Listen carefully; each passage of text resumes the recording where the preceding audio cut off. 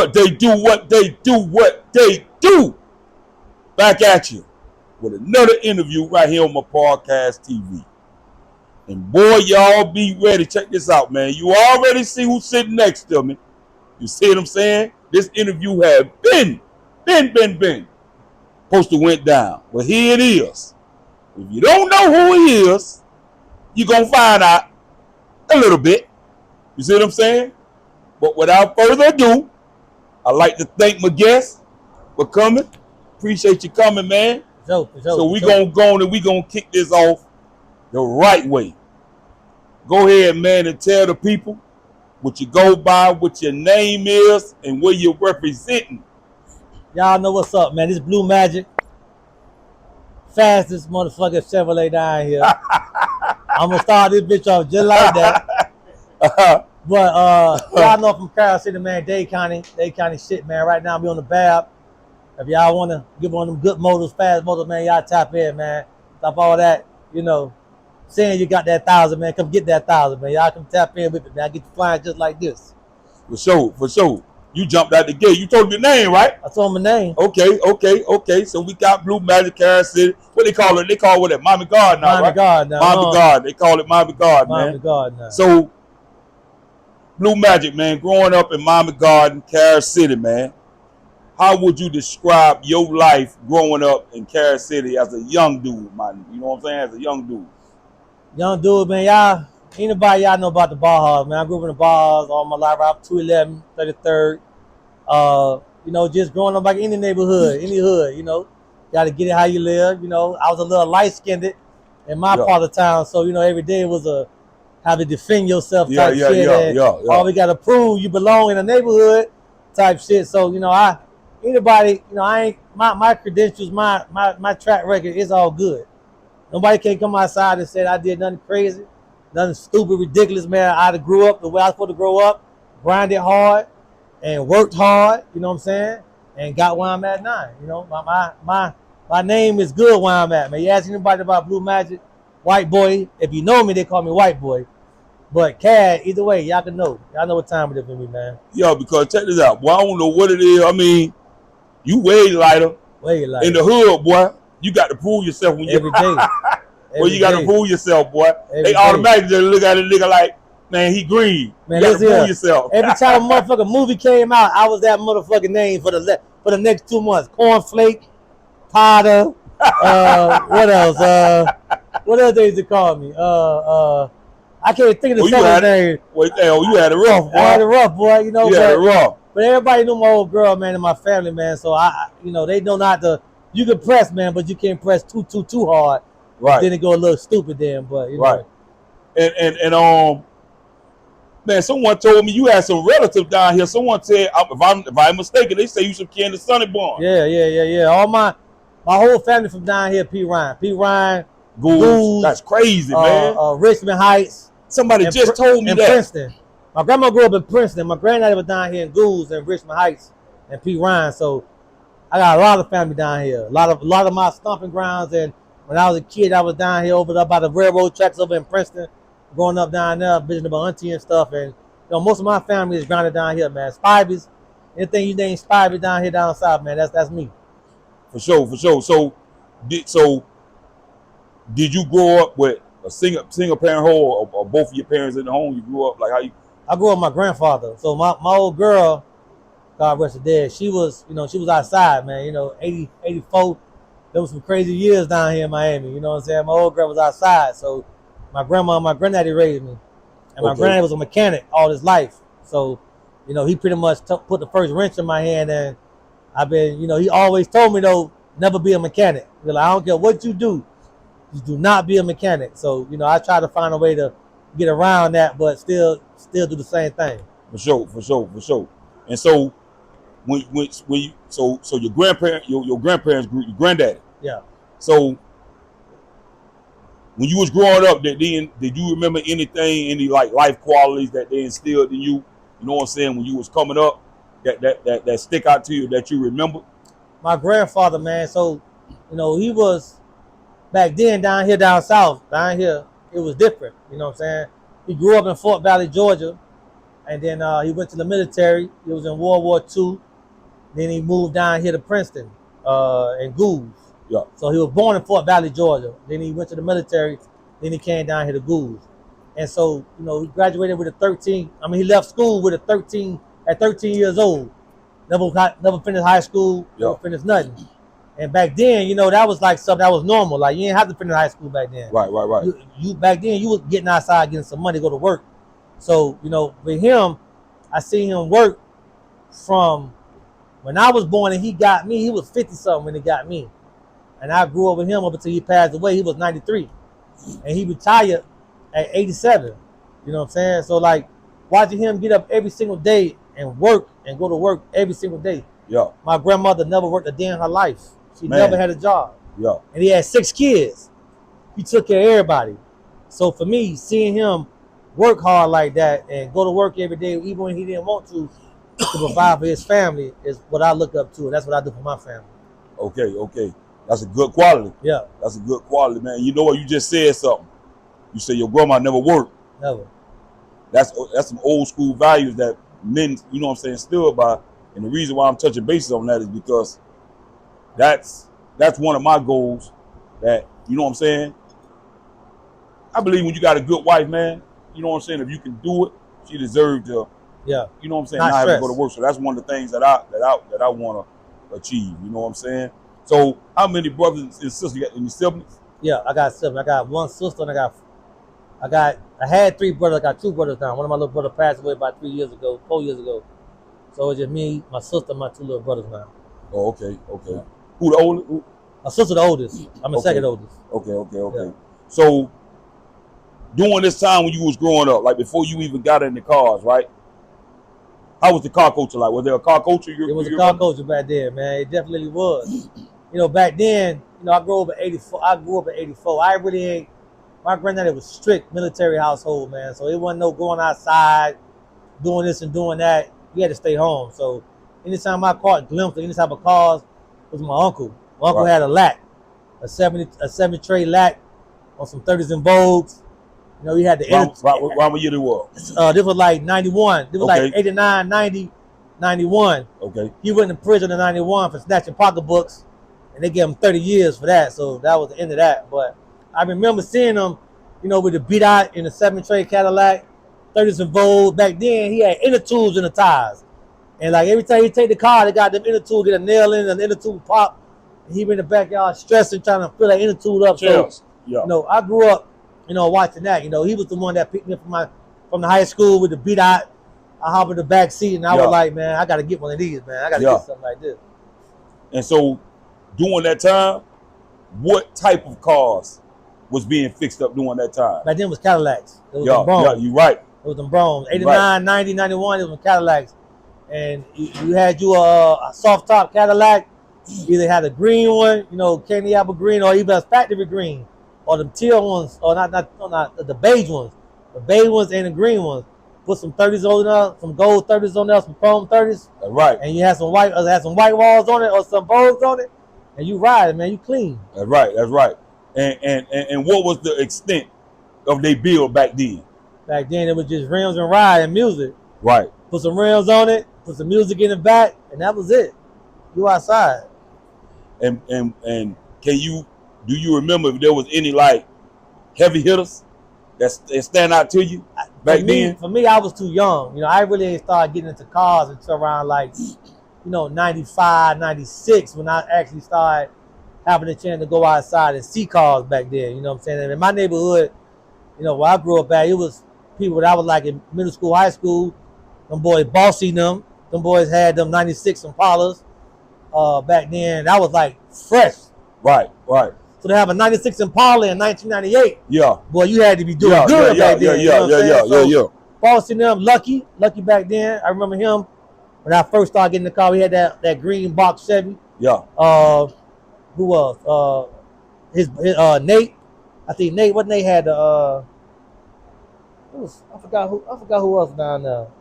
I know a bossy Nate, and I know Lucky. That when Lucky had he had a Bellagio. No. No, he had the leprechaun on the side of. Yeah. Okay. On the side of the box back then. Yeah.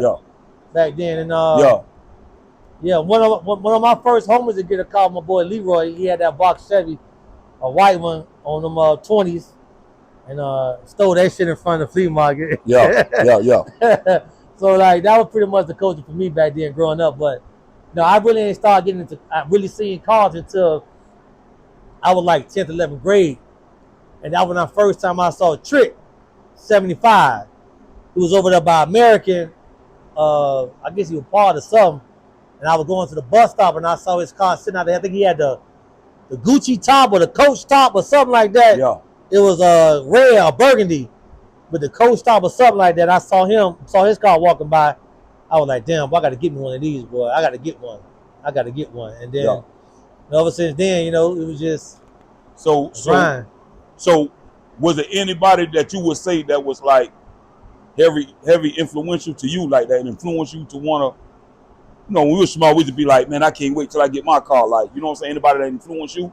Like, for me, like when high school was football at home. And then, like right after high school, I started, seeing cars back then. That's when I, sit at the bus stop. I was catching the bus to work. And like, I just catch the 27, the 83, and then the 3 to go to Aventura for my job. So I just on 27 on 83rd by the Payless. I just be like over there behind the wall. Somebody see me at the bus stop. I just see cars ride by. Like it wasn't nobody in particular that really stood out. It wasn't until It wasn't until like I got like out of high school when I started seeing cars that I really liked that I wanted to fuck with. But back then, it's like how them young cats is now. They like them Hellcats now. Yeah. I was in a Pontiac back then, and so for me, I was in one of them Pontiacs.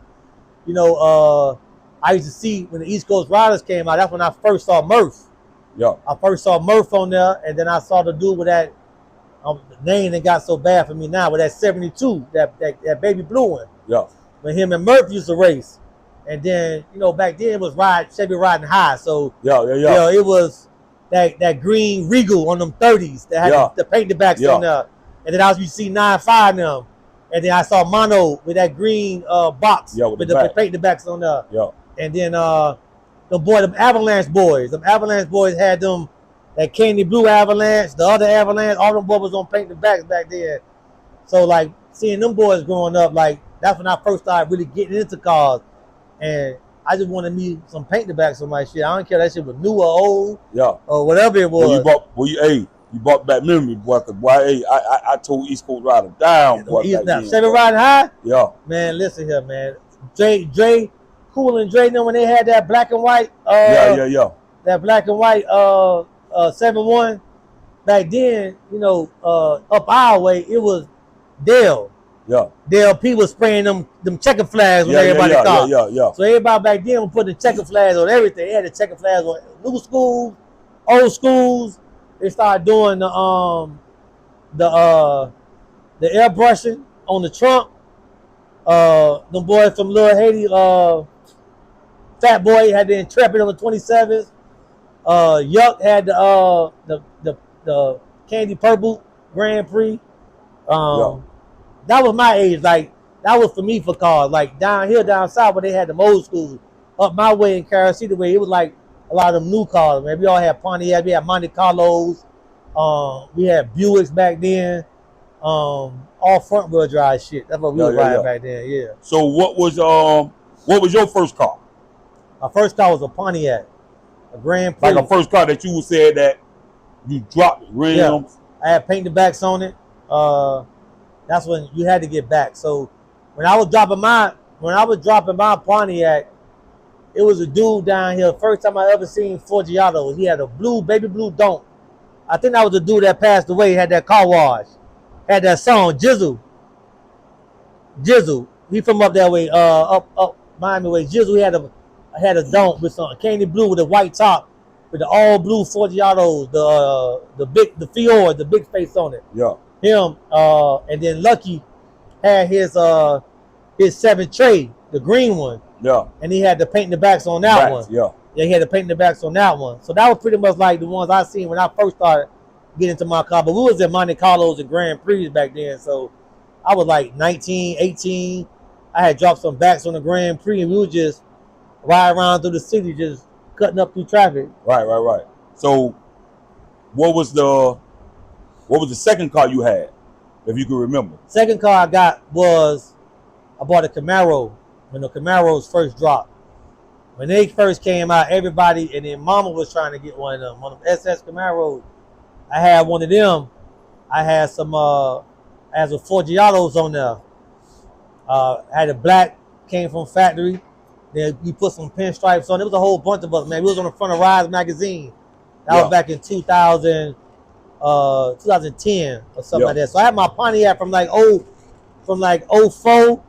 to like 2007. I bought a new Pontiac. Had that one from like 7 to like 10, and that's when I bought the new Camaro. I went to jail then. I got locked up then.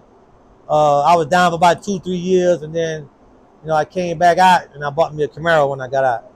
So when you got out, you got the Camaro. Got the Camaro, yeah. And then what was the extent of that bill with the Camaro? Camaro, that was when everybody was that was when them Camaros and them Challengers first started getting popping.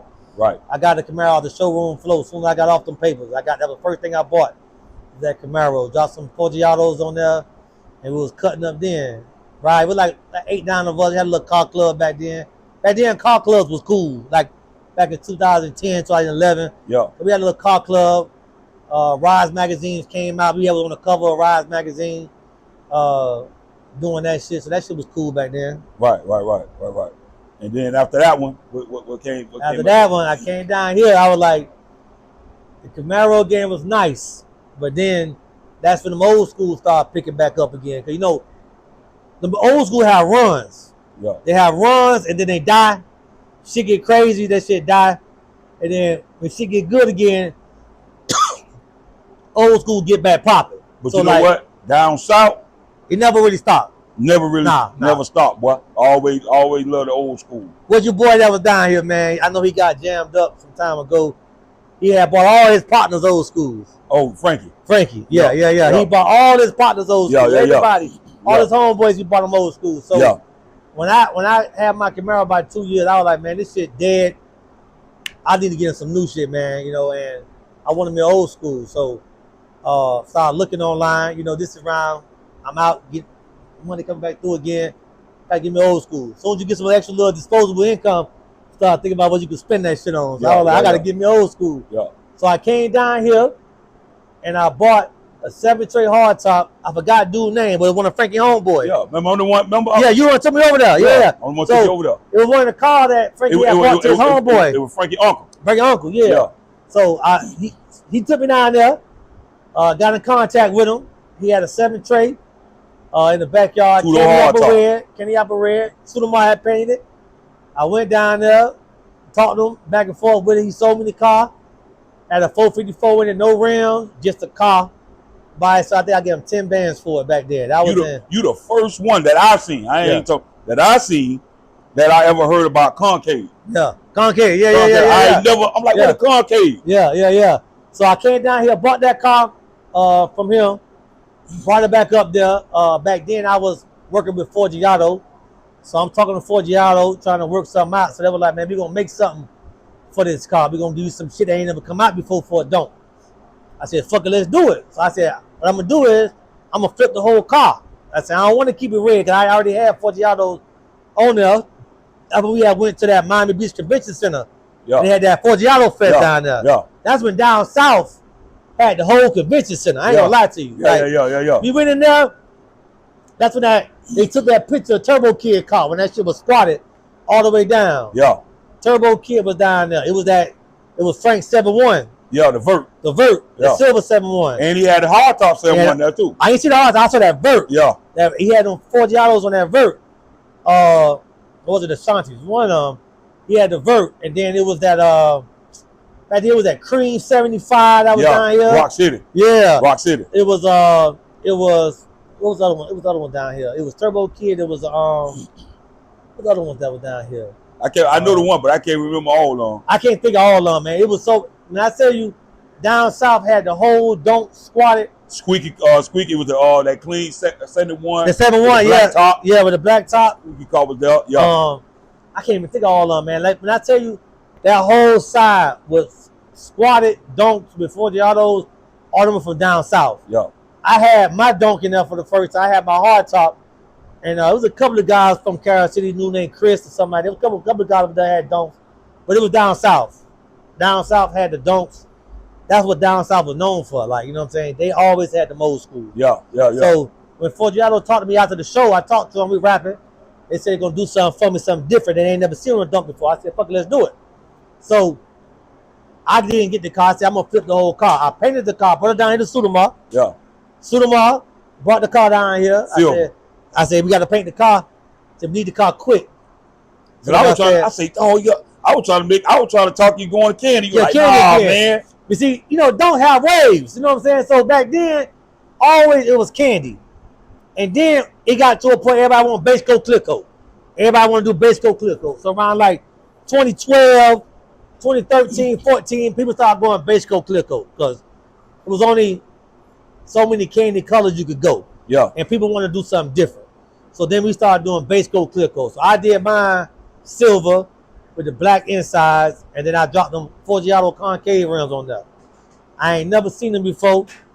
And I ain't gonna lie, when I put them on the car, I was like, yeah, but then I was like, nah, this ain't it. Like, it gave it a look, but it just wasn't that old school look, man. Like, so I rode it for a couple years, and then, I had the car for about 2-3 years, switched the rim about 2-3 times, and then this around like 2013 or something like that, I wound up selling a hard top, and I got this dunk here.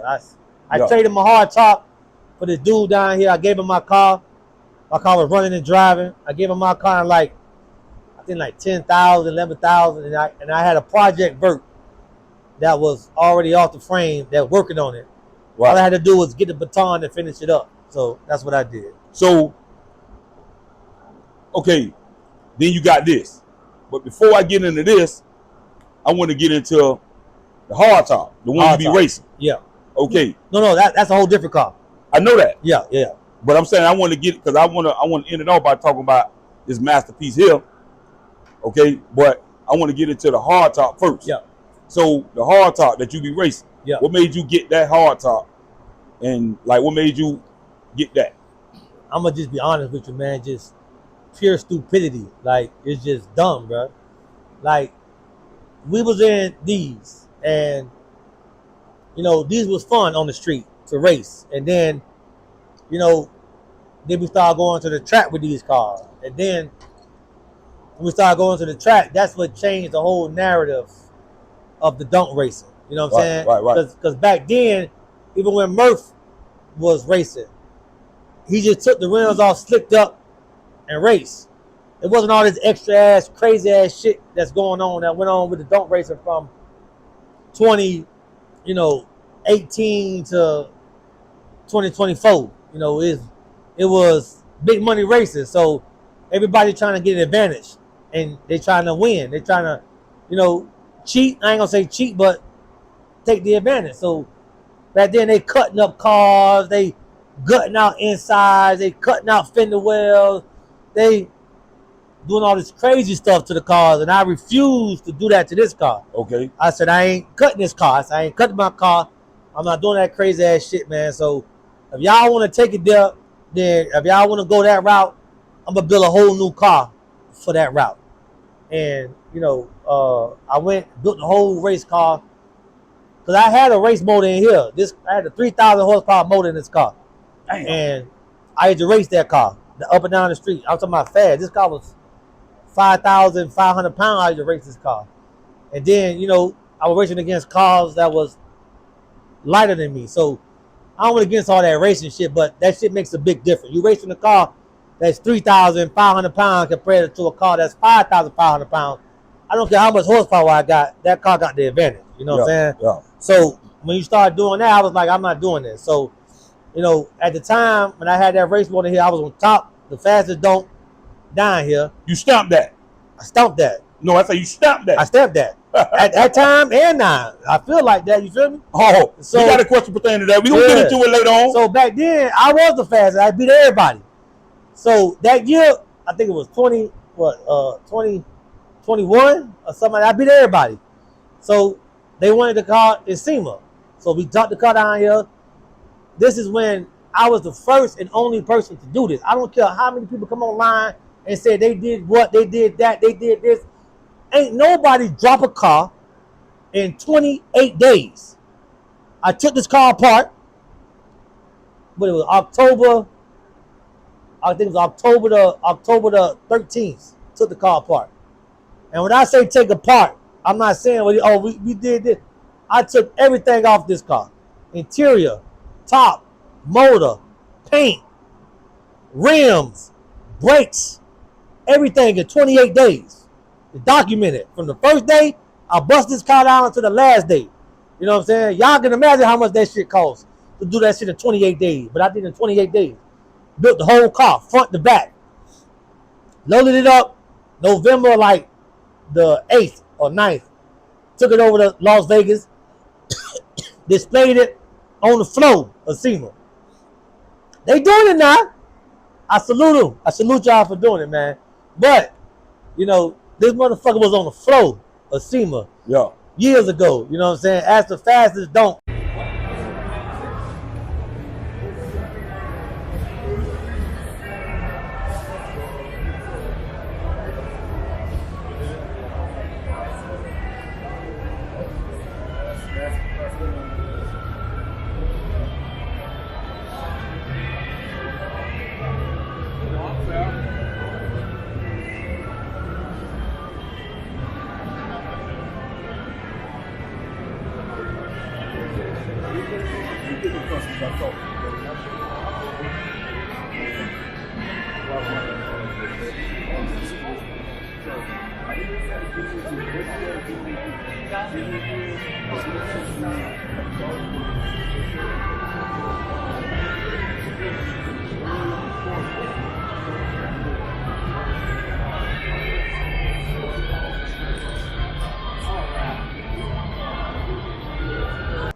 In the world at that time, you know what I'm saying? Right. So when I got done with that, you know, I had other cars. I had 96 Impala, I had a Grand National, I had another Monte Carlo, but it was nothing like a Vert.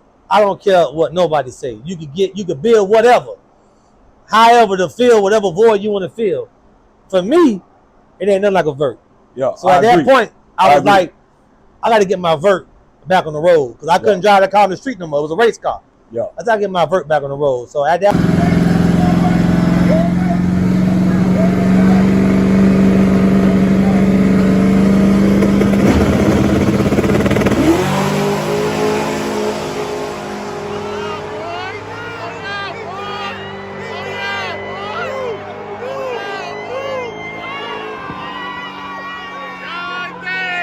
point, I snatched everything out the Vert. I got me a hard top, and I took everything out of this Vert that was race related, mostly everything, and I put it in the hard top. So I took that 3,000 horsepower motor out, put in the hard top, and built a complete race dome at that point, which was probably the worst thing.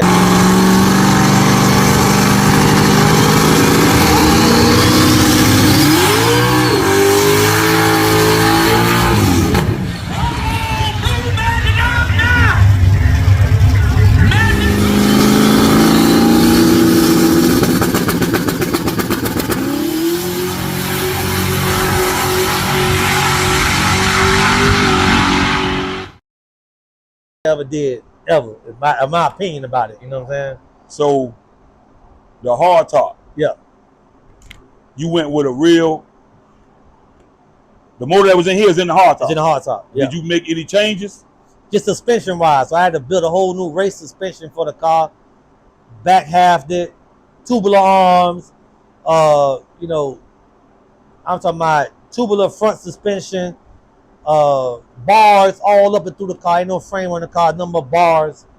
Gutted the whole car, and just built it from scratch. You know, double brakes, two pistons on each side, and the back, two brake calipers on each side and the back, big ass brakes on the front, racing brakes, Bell racing brakes. I did everything. You went all the way in. All the way in on that car. Everything. I did that car. A lot of asses with that. That car, man, it was just a work in progress, man. I think when I built that car, I was already tired of racing. It was like I built it, and I wanted to do it, but then I didn't want to do it no more. Right. It had got gay. You know, it had gay ass shit going on in it. Gay ass motherfuckers involved in it. Doing whole shit. Bringing them whole shit to the internet. And that shit just stopped me from wanting to do that shit. I didn't want to argue with somebody online and do some green ass shit, some whole ass shit. And then I got to talk to them at the racetrack. That shit didn't sit well with me, man. I agree. I didn't want to do that shit. So. I agree. We're going to keep it clean. We're going to keep it clean. Yeah, keep it clean. And then when you go to that side, stay on that side. I don't want to fuck with you. I don't want to talk with you. Right. I don't want to do nothing with you. It ain't about me being whatever. As a man, when you do certain type of shit, I'm not fucking with you again. You cross the line of no return at some point, bro. I'm not fucking with you. So that was just online talking, man. Y'all can No. I'm straight. I agree with that, bro. I'm good. I agree with that. So at that point, I was like, I don't want to fuck with the people that's racing. I don't want to be involved in that gay ass shit, man. The backdoor shit, the talking behind people's back. I said, man, that shit has turned into a fucking soap opera, man. Yeah, so you just scrapped it. I scrapped it, man. I try to do it every now and then, just when I felt the urge, but I ain't never had the urge no more for that shit no more. It was over with for me. So what, you still got the hard top? I still got the hard top. That shit for sale right now, man. If somebody want to buy it, man, you want to get in the race game, man, just hit me up. It's for sale. I'm about to let that shit go for dirt cheap, man. I don't even want to look at it no more, man. And they say you selling the trailer and all, right? Everything. A trailer, the car, you can even have all the tools inside that bitch, everything. You can have the whole shebang, man. So y'all want to dump with a big boy motor. Big boy motor. Trailer and all, get in contact with them. Yeah. Get in contact with them, man. Yeah. So I want to get into this masterpiece here, man. Yeah. Okay. Baby here. So where you got this car from? So I bought it from some dude down here. I don't remember his name. I bought it from down here. It was at the shop called Rise Creations. Y'all know RK Creations. He was building the car. And so I went in, got the car from him, worked out a deal with the owner. The owner passed the car to me. And then I let RK and them pretty much get to the car to a point where, I could take the car home and do the rest myself. Right. Yeah. Okay. So when you got the car, who sprayed it? When I got the car, it was sprayed down there. RK had sprayed the car already when I got it. But it was some shit on the car that had fucked the paint up. So then I had to take the car to Roberts. I took the car to Roberts over there in the city. I took it to Roberts, and I had Roberts go back through the car. He had to sand the car back down and re-clear the car to do some other shit to the car. So then I got the car from Roberts, and I took it home after like a year and a half of building the car. Right. So I got the car back like 2015. I got the car back. Okay. And then what made you go these particular rims? So at the time I was with Forgiato at Still. They had Forgiato Fest down here. This was like the last Forgiato Fest. This was like 2015. They had it at the convention center. I debuted the car there, came out. I think I won second place don't. That 411 Pain don't, the one that Freddie had built, he won first place, and I won second place don't. So I got it from there. Got the car. At the time I was a distributor for Forgiato, making my money on the side with Forgiato, selling rims to everybody. I was selling rims to everybody. Right. For the cheap. You know what I'm saying? Then a couple of shops down here found out that I was selling rims out the back of my trailer, out the back of my truck. They called, they hated on me. You know what I'm saying? Damn. Called and hated, saying, how you gonna let this guy sell rims and we selling rims? Dog. That's crazy, and dog. He ain't got no shop, so he's selling rims cheaper than us. So, you know what I'm saying? If you're gonna keep letting him sell rims, we're gonna stop selling rims for you. So they called me and were like, hey man, listen, we'll give you a free set of rims every year, but we can't sell it to you no more. So at that point I was like, if I can't sell no rims, I make no money. Ain't no point in me being a motherfucker driving around billboard. Don't make money. Don't make sense. If I'm driving around promoting a damn rim that I can't make no money off of, that shit pointless to me. Yeah. So at that point, I'm like, I'm looking for the next best thing. So at the time, I'm looking on Instagram. This rim company, Corleone Fords, had just popped out. Probably they were like 2-3 months old. it was other rim companies like Armani and Core and shit like that, but I ain't really see it. Like like me looking at it, I was like, this ain't working for me. And I had a meeting with both of them. I had a meeting with both the companies, and I ain't like the vibe of the owners. I ain't like how the structure was. So Coleon Ford came on Instagram. I hit him up in the DM. Like, when I tell y'all, when I be getting these contact with people, that be me. Yeah. I reach out to him, hit him in the DM a few times, you know what I'm saying? Hit him in the DM.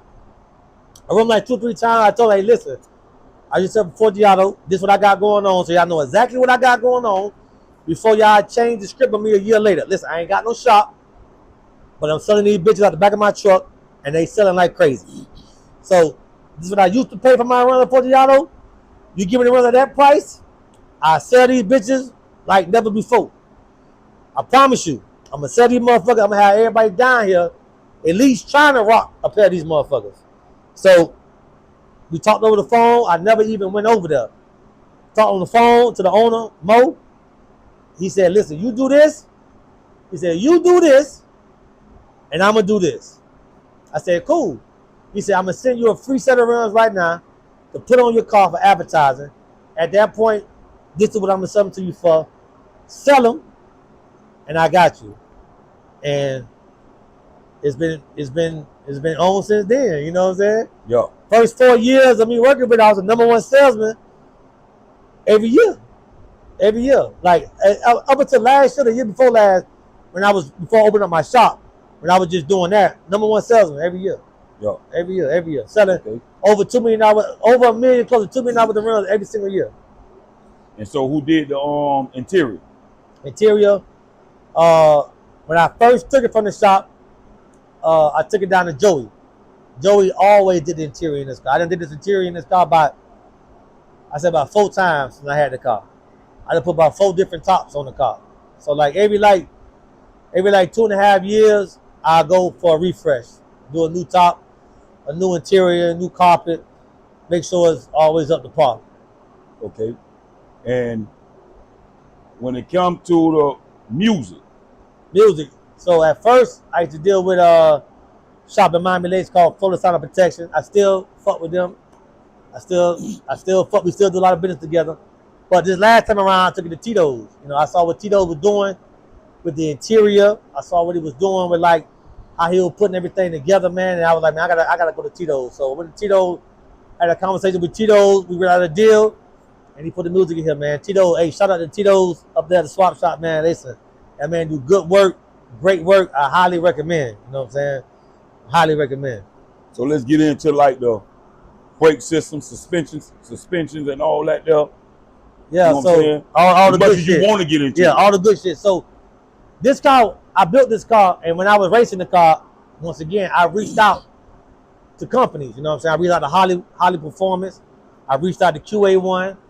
I reached out to them two at first, and then I had a little talking with them over the phone. And then when I brought the car to SEMA, I went to SEMA, and then at the time I met Murder Nova, the boy that do the Street Outlaw. Yeah. So he came up to me. He was building the dunk at the same time. So he had wrote me a few times on Instagram via DM, and we was talking. And then I wound up working out, getting him a pair of rims for his dunk. So I talked to the owner. I said, hey man, Mo, you know, this is Murder Nova. He building the dunk. It'd be a good look. Put some rims on this car. So we worked it out. We got some rims sitting over to him. We brought the car down to SEMA. And then when I got down there, you know, he was back then, you know, 2021, one of the biggest guys, 2020, one of the biggest guys in racing. TV show online, you know, all over the TV. I was watching it every night. So he wound up then, he grabbed me, and he started taking me to people he worked with. He walked me inside Holly, had a conversation with Holly. Holly jumped on board and supported me ever since then, to this day. I call Holly, hey, I need that. It gets done. Right. He walked me into QA1 at the time. QA1 was starting to get into dunk racing, like in dunk suspensions. Because back then we have a Global West back then, and it was like you had to make that shit work. Right. So got with them QA1.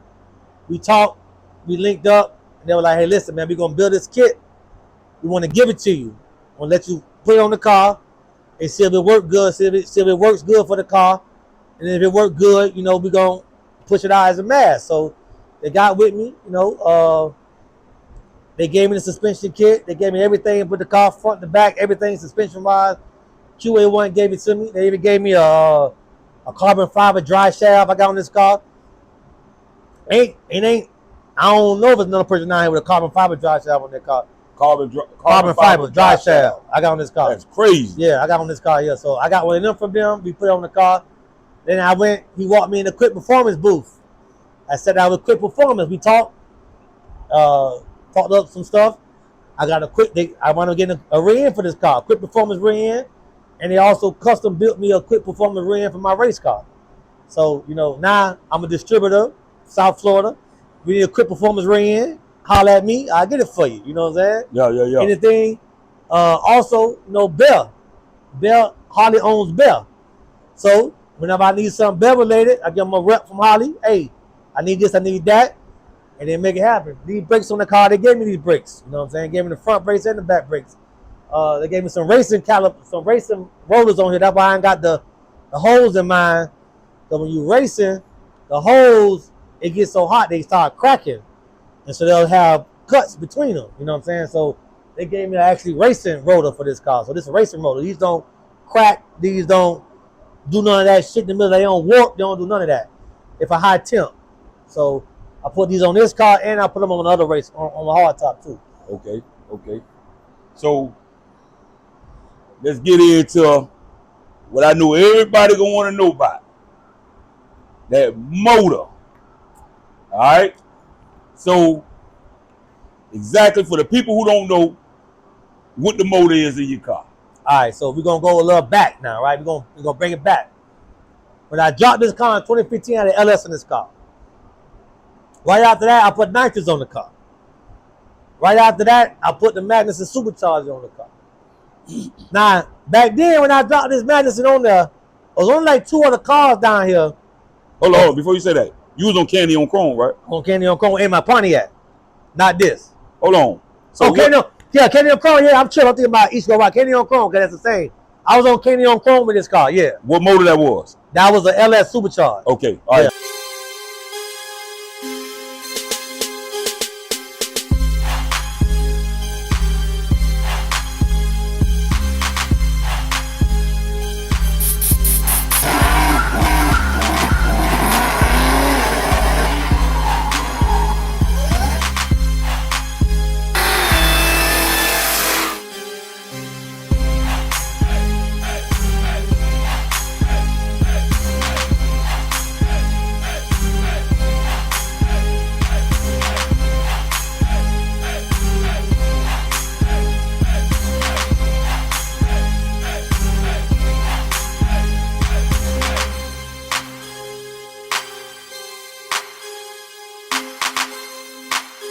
Go ahead. So I had put the supercharger on there back then. And when I did that video, I did that video to remake Funk video. Yeah. When he did the donuts at Carol City Flea Market. Yeah. After that car show.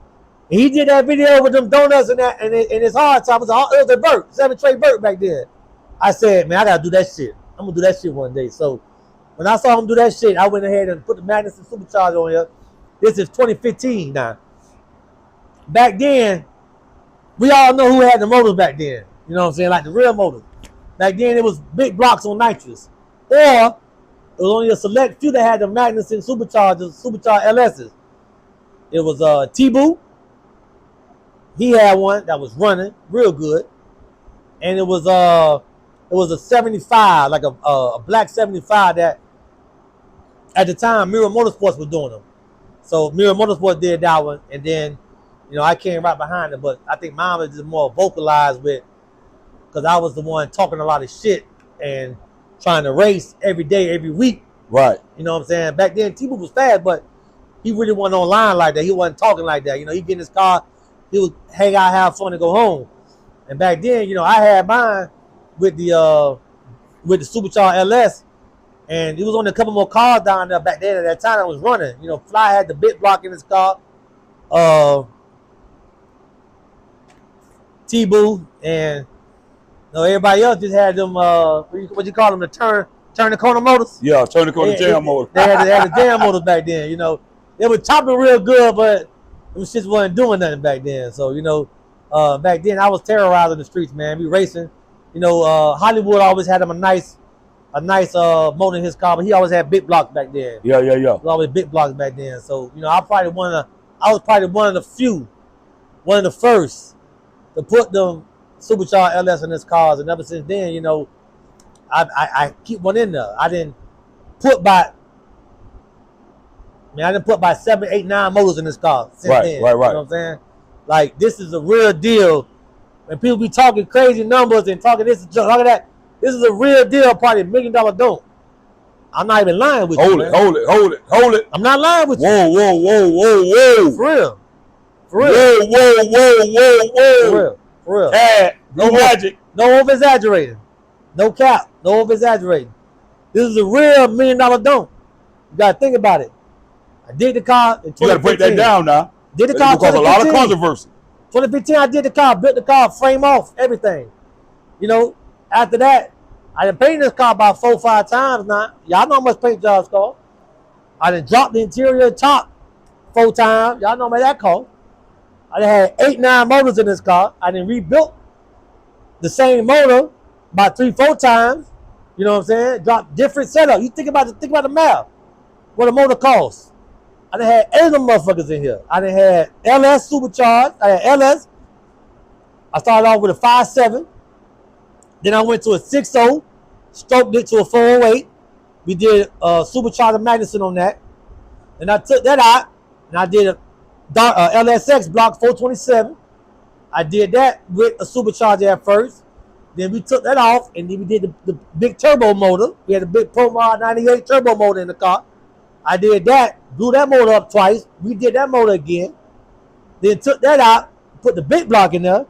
The big black motor, just the motor alone was $85,000. Not lying, not over exaggerating. $85,000 for that big block motor in there. 3,000 horsepower. Oh, the one that's in the dome. That was in the other dome. That was in here. That was the LS? That was a big block. The big block. Okay, big block. 500 something cubic inch motor. I had 8 injectors on there. I don't know, y'all know about racing. I had 2 sets of injectors on the car. You know what I'm saying?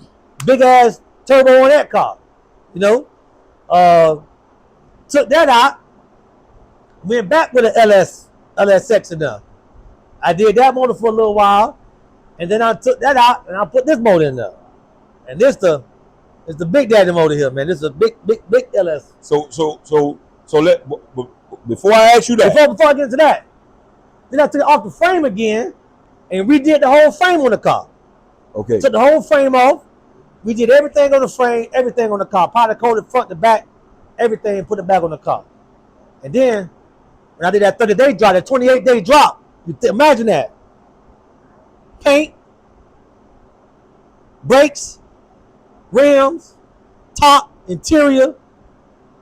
Took the whole motor apart, powder coated every piece of the motor, put it back together. And got the car painted and everything. Put the Holly Dash in there. And I ain't seen another one like that. They might have put one in there, stuck it with some zip ties, you know what I'm saying? But ain't nobody got in there like that. I had that shit custom made in there.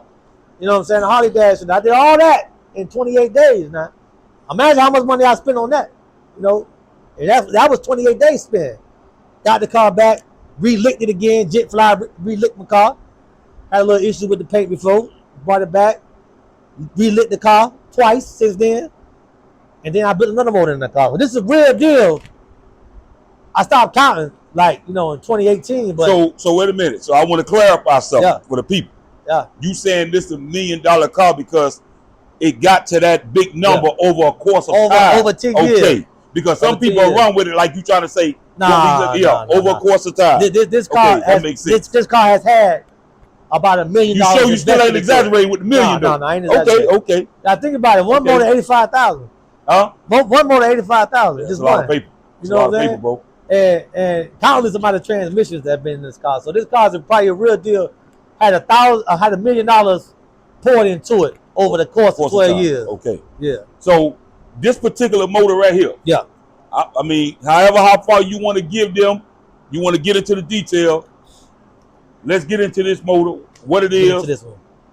Let's get far into it that you want to go. All right. So this motor here is it's not a 427 because it was originally a 427 and I had to boil it over again. So it's like a 430, like a 433 or 434, something like that. Cuban gets motor in there. It's a dark block, LS next block. You know, top of the line, everything. You know, and then now, when you think about it now, you know, I got a shop now. Blue Magic built, MOB. We collab, you know what I'm saying? Magic Mob is what we call it now. You know, back then to where it is now, the Don't game, you know, it's changed a lot. You know what I'm saying? Like a lot of these guys, you know, it ain't too much more you could do to one of these motors. You know, you get you a Chevrolet bow tie block, or get you a dark LS block. You know, choke it out to a 427. Christian rods and cam, they sell them for, you know, you got different levels to it. They got, you know, they got $2,000 cranks, and they got $6,000 cranks, $6,000 cranks. Whatever one you choose in between, they pretty much is essentially doing the same shit. Rods and pistons, you know, they got so many different options now. So many different combinations you can put together to make a car go fast. You know what I'm saying? Heads, you know, a lot of people use monster heads, trick flow heads. I got dark heads on my car. You know what I'm saying? Big boy heads. You know, people run monster heads. Not knocking monster. I fuck the monster. They really good heads. You know what I'm saying? But I built this car, this motor, to be a little bit better than some shit. You know what I'm saying? I ain't gonna say I'm better than everything, but be a little bit better than some shit, because I talk too much shit to not be able to back that shit up. That's you know what I'm saying? That's right, boy. So I'm a motherfucker that talk shit. Like you said yesterday, you got people that gonna talk that shit and they gotta have that shit because they talk that shit. I'm one of them guys. So I'm gonna talk that shit. So I better have that shit in there if I'm gonna be talking that shit. Right. You know what I'm saying? So, and I ain't gonna talk that shit if I ain't got it. Right. It's in there. You know, you got these people saying 1,000 horsepower motors. Listen here, man. Listen here. They may have 1,000 horsepower to the crank. Yeah, but not to the back wheel. They ain't got 1,000 horsepower to the wheel. Right. In order for you to have 1,000 horsepower to the wheel, you gotta have 1,400 to the crank. And I'm gonna tell you why. A little free game right now. Depending on what transmission you run. You run a 4R80, you lose the power right there. The drive shaft on these cars is 63, 64, 62 inches long. You lose the power from there. Then you got that 4.9 inch. That shit absorbs so much power. So you gotta think about it. You losing 30% of horsepower from that front crank to the back of that wheel. So if you put a 1,000 horsepower motor, you only got 700 horsepower to the wheel. It's gonna burn a tire. It's gonna look like you going in fast. It's gonna look like all that shit. It's gonna look like it. Yeah. You know what I'm saying? You're gonna have white smoke. It's gonna look good. But the wheel speed is different. You can tell. You tell them cars that when they hit that gas, it's just a lot of white smoke. And you got some cars got a little bit of white smoke. That's horsepower right there. You know what I'm saying? And there's nothing wrong having 700, 800 horses. There's nothing wrong with that. Like, that's more than enough to ride, look good, burn a tire when you get to the corner because you're not racing. You know what I'm saying? There's nothing wrong with that. Yeah. Nothing wrong with that. I think what happens is people get into the mindset, well, oh, you got to have 1,000 horsepower or you ain't got nothing. Right. That's reality, and it ain't reality at the same time. So what you need 1,000 horsepower for? You racing? Or you just want to say you're a big dog? Yeah. If you want to say you're a big dog, go ahead and go get it. You know what I'm saying? But there ain't nothing wrong with having 700, 800 horsepower. But you don't be around here saying you got 1,000. Yeah. So when the 1,000 pull up, you know 1,000. You're gonna see a difference. And you know a 700 horsepower motor. Now, mind you, I'm a person that I'm going to tell you, I'm going to promote to you to put that 700 horsepower motor in your car, unless you built for it. Because if you ain't built for it, which, like I said, I said on the post the other day, I said, the people that got 1,000 horsepower, we not hating on the people that got 1,000 horsepower. Yeah. Because we know what it take to get that. Right. A lot of money. And these shits break all the time. When you got 1,000 horsepower in a car that Chevrolet made to go get groceries, you're going to have problems. Drive shaft's gonna break. Rear end's gonna break. Transmission's gonna break. These transmissions not built for a 5,000-pound car to have 1,000 horsepower. You're gonna break shit all the time. And a lot of people, they're not built for that. You know what I'm saying? That's why I say people that got 1,000 horsepower, they built for that. When you say the names of the people that got it, I can name a few. Fly, you know, I heard 7-1 got a monster motor in the 9. Turbo Kid. 7-1. 7-1, yeah, 7-1. Turbo Kid, Supercharged Kid. Them boys got motors in their car. And ask them, is it a headache? They're going to tell you it's a fucking headache. Go on Hollywood. Go Hollywood. But not, yeah, but he got a twin turbo car. He got a shop, though. Like me, I got a shop. You got to think about it. Ask them it's a headache. They're going to tell you it's a fucking headache. It's a headache. So if you ain't built for this, and you just doing this shit for a name, to make a name for yourself, a lot of people do that now. Just as simple as belt problem. Right now, belt pop just now. You know what I'm saying? We found the belt on the floor. We got the belt. I keep a tool kit in the back of my car because I know it's going to break. Belt going to break. You know what I'm saying? This may break, that may break. I keep that shit in the car with me because I know what it is. When you drive one of these cars around, you got to be prepared for it. You know what I'm saying? So the people that really got that type of horsepower, you'll know because they understand what comes with it. A lot of people, they build cars because they want to be Instagram famous. You know what I'm saying? You got people that build cars I ain't never seen for a day in my life, but I know them by their car. Yeah. And a lot of times people build cars for that reason, which I'm not knocking you for that. You know what I'm saying? But when you ain't really into this shit like that, when shit go breaking and shit go, they start selling cars, they start getting out of it because it ain't something they really love to do. Same shit with racing. If it ain't something that you really, really, really want to do, then you're going to give up on it. You're going to quit on it. So having 1,000 horsepower is just not having 1,000 horsepower. It's a lot that go along with that shit. That car stay in the shop. You're going to be in the shop a lot having that type of horsepower. Yeah. You can't go around it. It is what it is. So back into it though. But this car, 437 horsepower. I got a dark block in it. I got how much horsepower you say? This one here, I'm going to tell you this. This one got 1,000 horsepower to the wheel. So that means to the wheel. So that means you got to be pushing. So I'm pushing way more than that. And that's 1,000 horsepower to the wheel without nitrous. I got nitrous on this car too. So, and I'm that type of person. I'll blow this bitch up. You know, I don't give a fuck. So me is a little bit different. You know what I'm saying? When I talk shit, you know, I be meaning that shit. And how far you can drive this car? I just drove that bitch down here. From where? From motherfucking West Bubbleford. I was past Carol City. Oh, you were past Carol City? I drove about 40-some miles to come down here. And you were blowing AC? Blowing AC, top up. 1,000 horsepower. 1,000 horsepower, riding good. You know now, let me ask you this. Came down here now. I came down. Yeah. From driving 40 minutes. We ain't stopped. We ain't parked the car. Yeah. We ain't let it cool off. Burnouts. We got this bitch, took this bitch down the street, did donuts. Yeah. You know, hauling ass. Y'all gonna see it all. I'm gonna post it all. All that. We ain't stopped the car at all. We ain't stop it. We ain't let it rest. And we got it right back in here. And I'm gonna get this bitch, man. This bitch gonna leave here. And I'm gonna drive the bitch all the way home. Now, mind you, I don't make it home some nights. He gonna give me the buck. Some nights you don't make it home. You know what I'm saying? But you gotta understand what comes with this, man. When you got these type of cars, you gotta be prepared for that type of stuff to happen. So let me ask you this, right? You just drove all the way from up there. Yeah. With 1,000 horsepower to the wheel. Yeah. Blowing AC. Yeah. Came down here. Yeah. We did burnouts. Yeah. To be able to achieve that, do that take a lot of money? A lot of money. You gotta think about it. Like, I just give you a ballpark figure. For me to build this type of motor for you, just this one, it's gonna run you about 35 to 40,000 for the motor in this car. Just the motor? Just the motor. Not everything else? No, but it comes with a supercharger.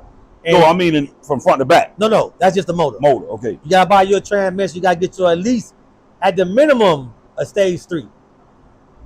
Stage 4 or 5, you a little more safer with that. But a minimum stage 3. You gotta have you a good drive shaft.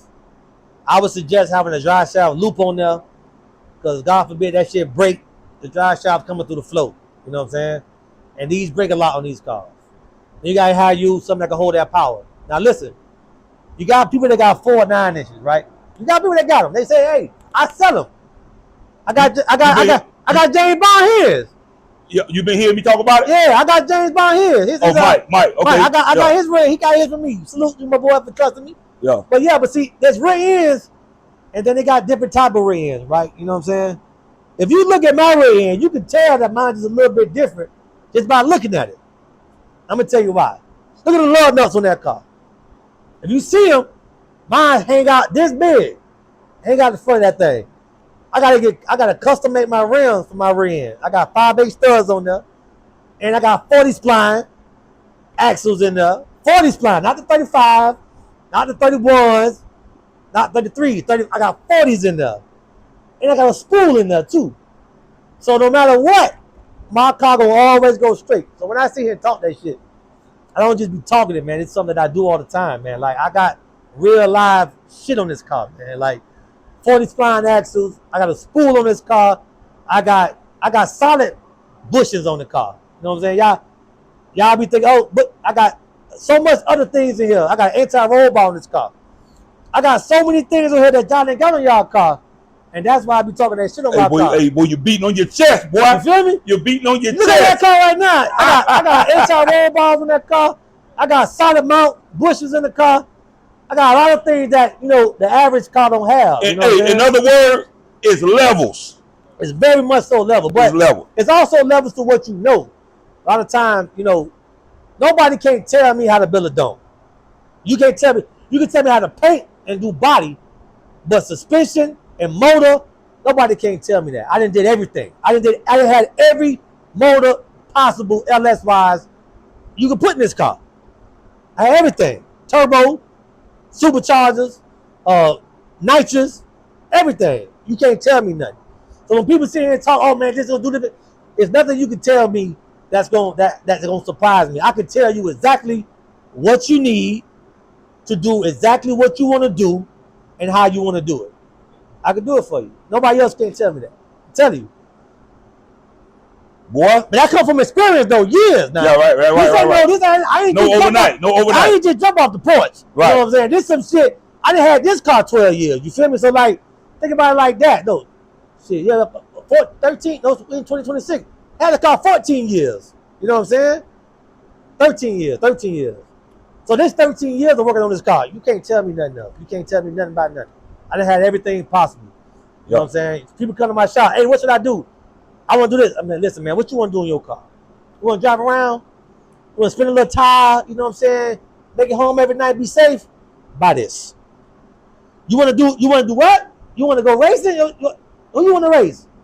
You want to race this player? Okay, well, you got to get this then. This is going to do to beat him. Yeah. Or be next to him. You know what I'm saying? It ain't really much you could do more than this. And people got this already in their car. You know what I'm saying? So it ain't really much more you could do. You could go turbo, but turbo's not fun to drive. It's not a car that you get in and you want to drive every day. I had it. I hated it. Me too. I hated it.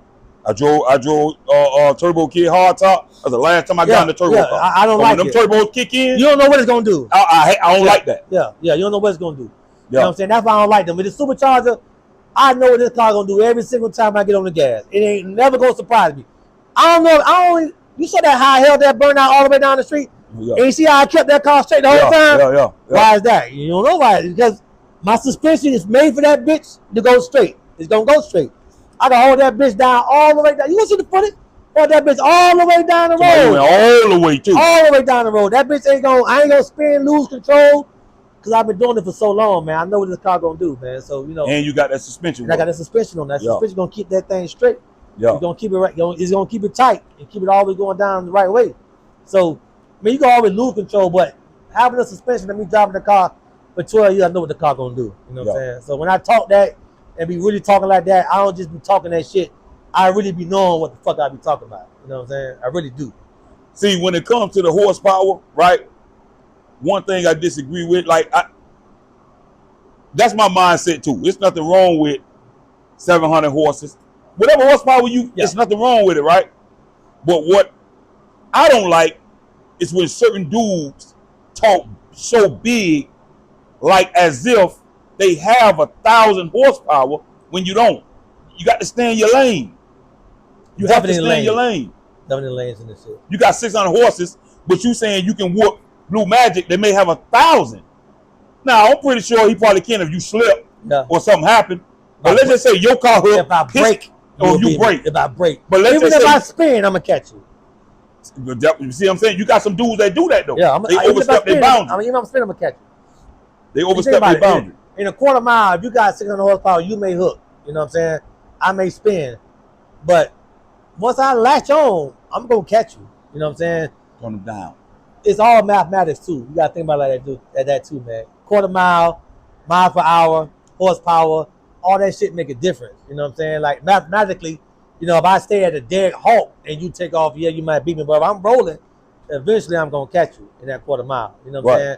Right. And there's nothing wrong with being proud of what you got. You know, you got 600 horsepower, you got 700 horsepower. There's nothing wrong with being proud of what you got. You know what I'm saying? But for real, there's some guys out here that really got some shit in their car. Like some real live shit. Nah, they got it in their car. You know what I'm saying? And you can tell by just looking at them. That's right. By the way they sound, you can tell. Like, I got mine to be a sleeper. You know what I'm saying? You turn mine on, it don't sound like it until I get on that gas. Yeah. I get on that gas, that bitch go to hollering and screaming like, you know what I'm saying? You ain't lying. Like going crazy. But you got some cars that pull up. Like I heard supercharged in Turbo Kid cars. Yeah. But see, that's their exhaust. Their exhaust got them sounding like that. You know what I'm saying? They do a different type of exhaust. But they got big boy motors in their cars. I know they got big boy motors in their cars. Right. You know what I'm saying? Supercharged Kid, Turbo Kid, them boy got big boy motors in their cars. And you ask them how much they spent, they're going to tell you how much they spent. You're going to see why they got a big boy motor in their car. Yeah, they told me. Both of them, I had them both on revealed to me how much money. Yeah. I thought they were just throwing numbers around. They were like, "Dang, I can show you receipts." Yeah. Receipts, bro. They got big money. They got big money in them cars. And then a lot of people say, "Man, these dudes got big money in their cars because shops overcharge them." That's the talk. They overcharging them. But you got, listen, I tell people this, right? The price of parts right now is at an all-time high. When I was selling brakes 2 years ago, they was $3,900 now they $5,400 now for a set of brakes, front and back. You know, dark blocks, when I was buying them, it was $3,000 just for the block. Bare $3,500. Now they $6,000 now. You know what I'm saying? Like, you can't run away from the cost of shit. Shit costs. Like that supercharger on there, I got on that car. That's a Kong supercharger. I got it exported. See, I'm giving y'all the game, man. I'm giving y'all the game. I got everything done in that motherfucker you could do. That supercharger and that lid alone is over $10,000. Yeah. Just for the supercharger with nothing else on it, is over $10,000 for that supercharger. Right there, you at $16,000 on just a supercharger and a block. You ain't got no pistons, no rods, no crankshaft. You ain't got no bearings. You ain't got no cylinder heads.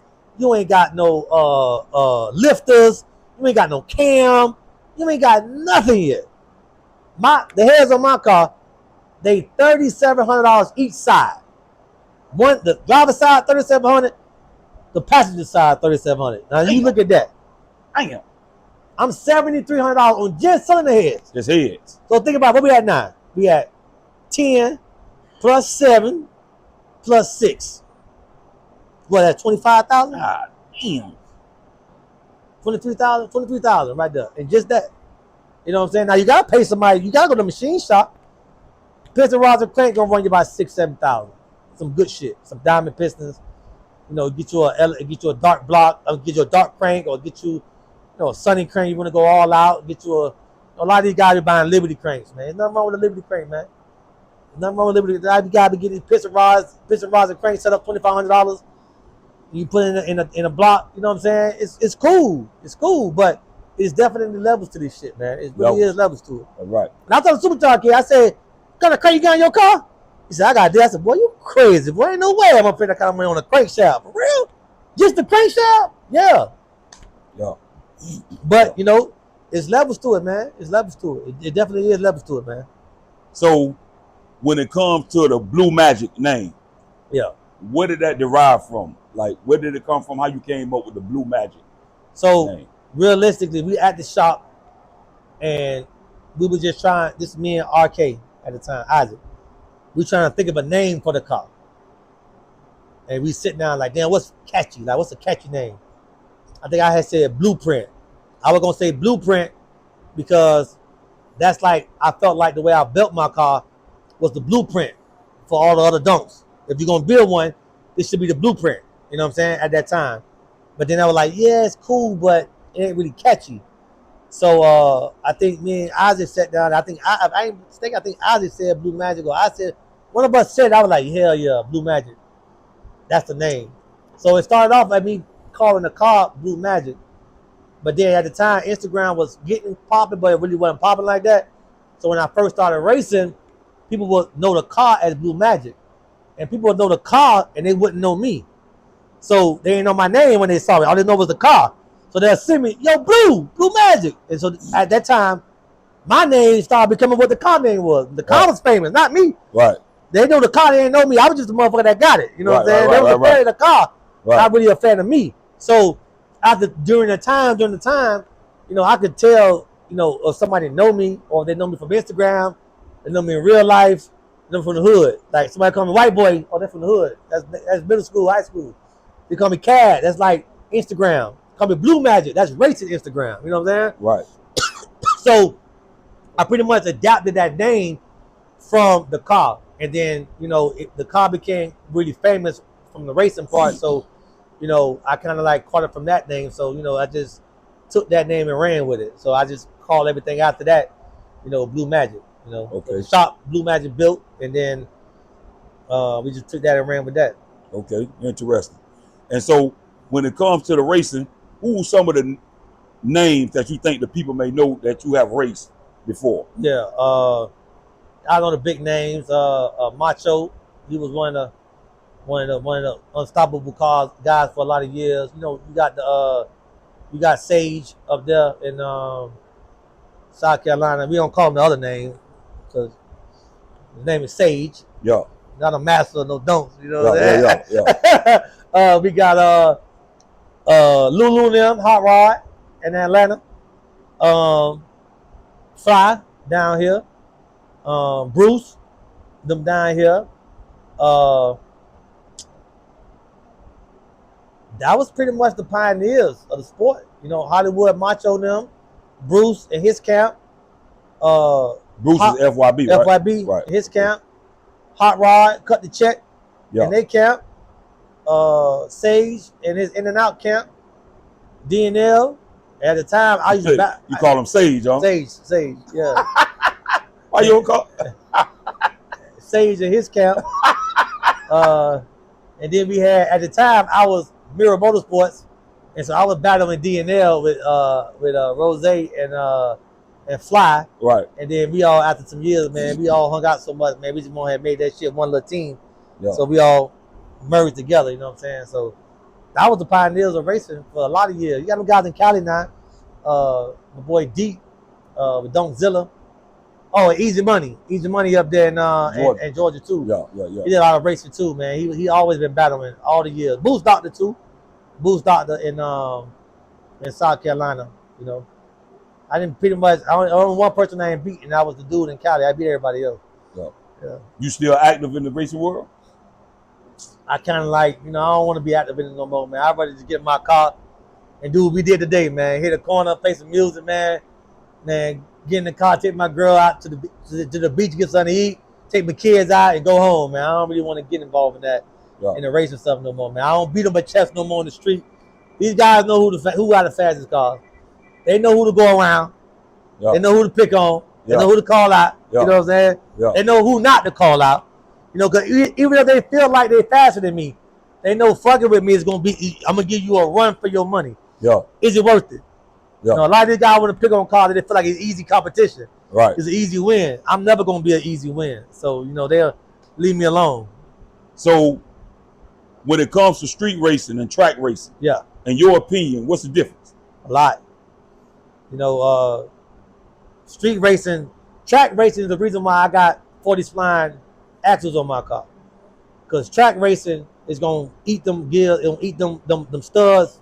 I done broke rear ends, I done broke studs and rims. I done broke all that shit off in there at the track. You know, in the street, a 35 spline, you know, you'll be fine because the street gives. You hit the gas, you spin the tire, you're going to slide left and right. Tire going to keep moving, you're going to go. Now that track, that tire going to hook.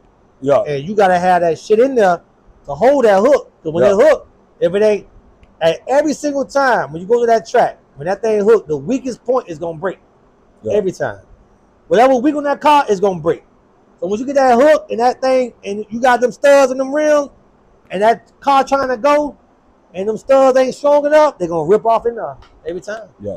That transmission, you put that torque on that transmission then built, it's gonna rip them gears up.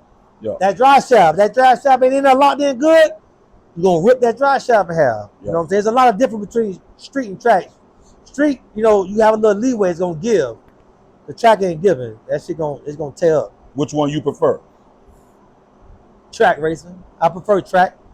You know, when you locked in and you ready to go, you know, track racing is, I feel like it's a little safer. When you prepare the right way, it's safer. You know what I'm saying? All that shit dangerous. But track racing, you know, for the most part, you know, you ain't gonna kill nobody. You ain't gonna hit nobody. Come across the street. You don't have no pedestrians trying to get through. You wind up hitting cars that jumping in your lane. You know, street racing is a lot dangerous. It's more fun. It's way more fun. You know what I'm saying? Seeing the adrenaline and doing all that shit. But you know, track racing is much safer. So I prefer to be safe. What are for sure, safety first. What are some of the logistics on when people say, "Man, my car only work in the streets and not the track," or vice versa? Like, what's the details on that? Like for me, like I would never race this car on the track again because I didn't had this car on the street. I went to the track. Now I'm back to the street.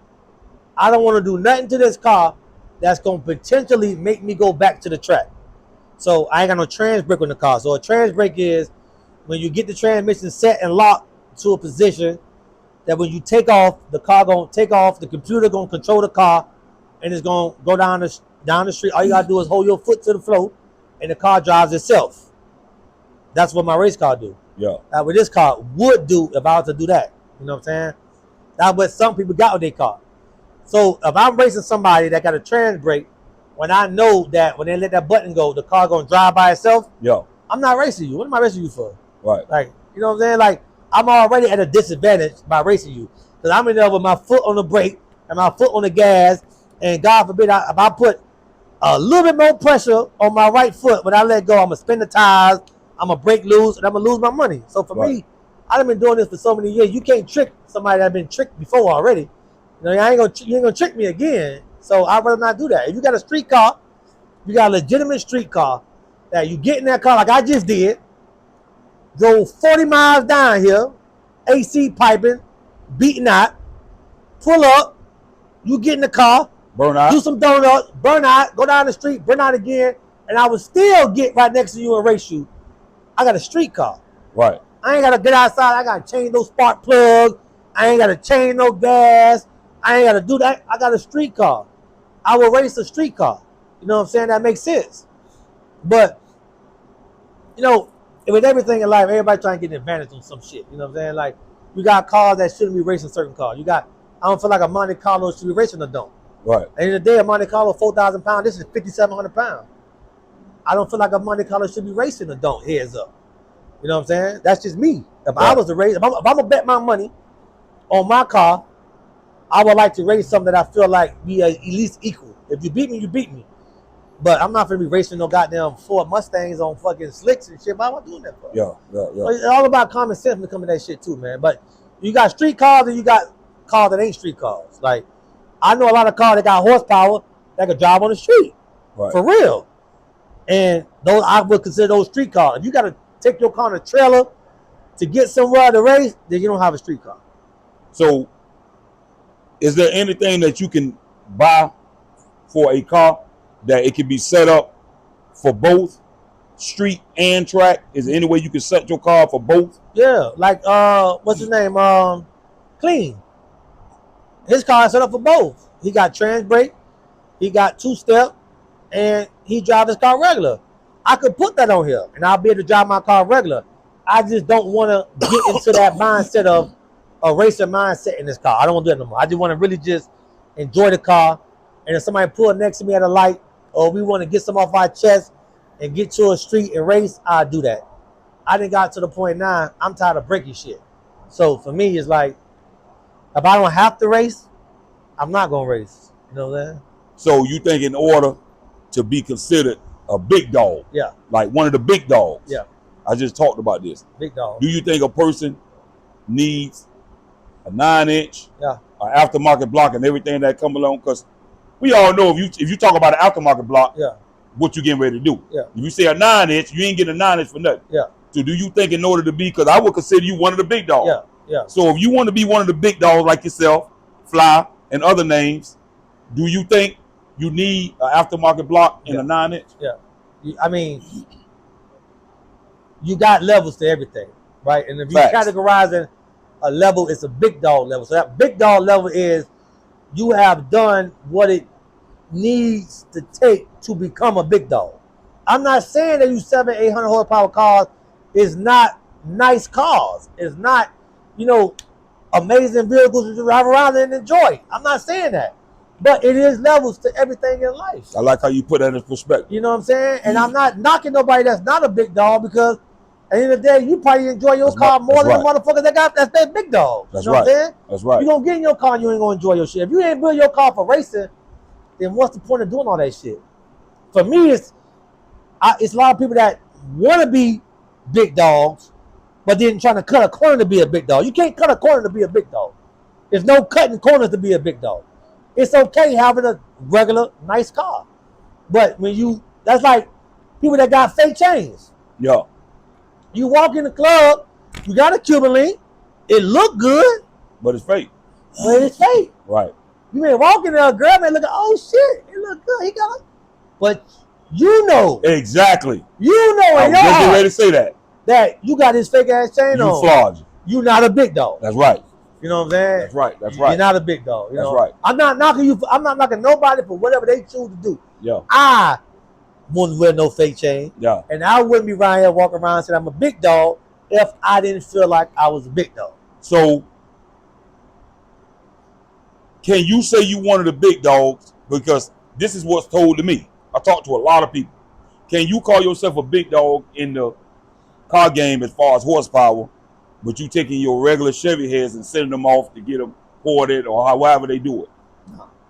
No. So to be a big dog, you need AFR, Brodex, Frankenstein, or Frankenstein, something. Dart, Monster.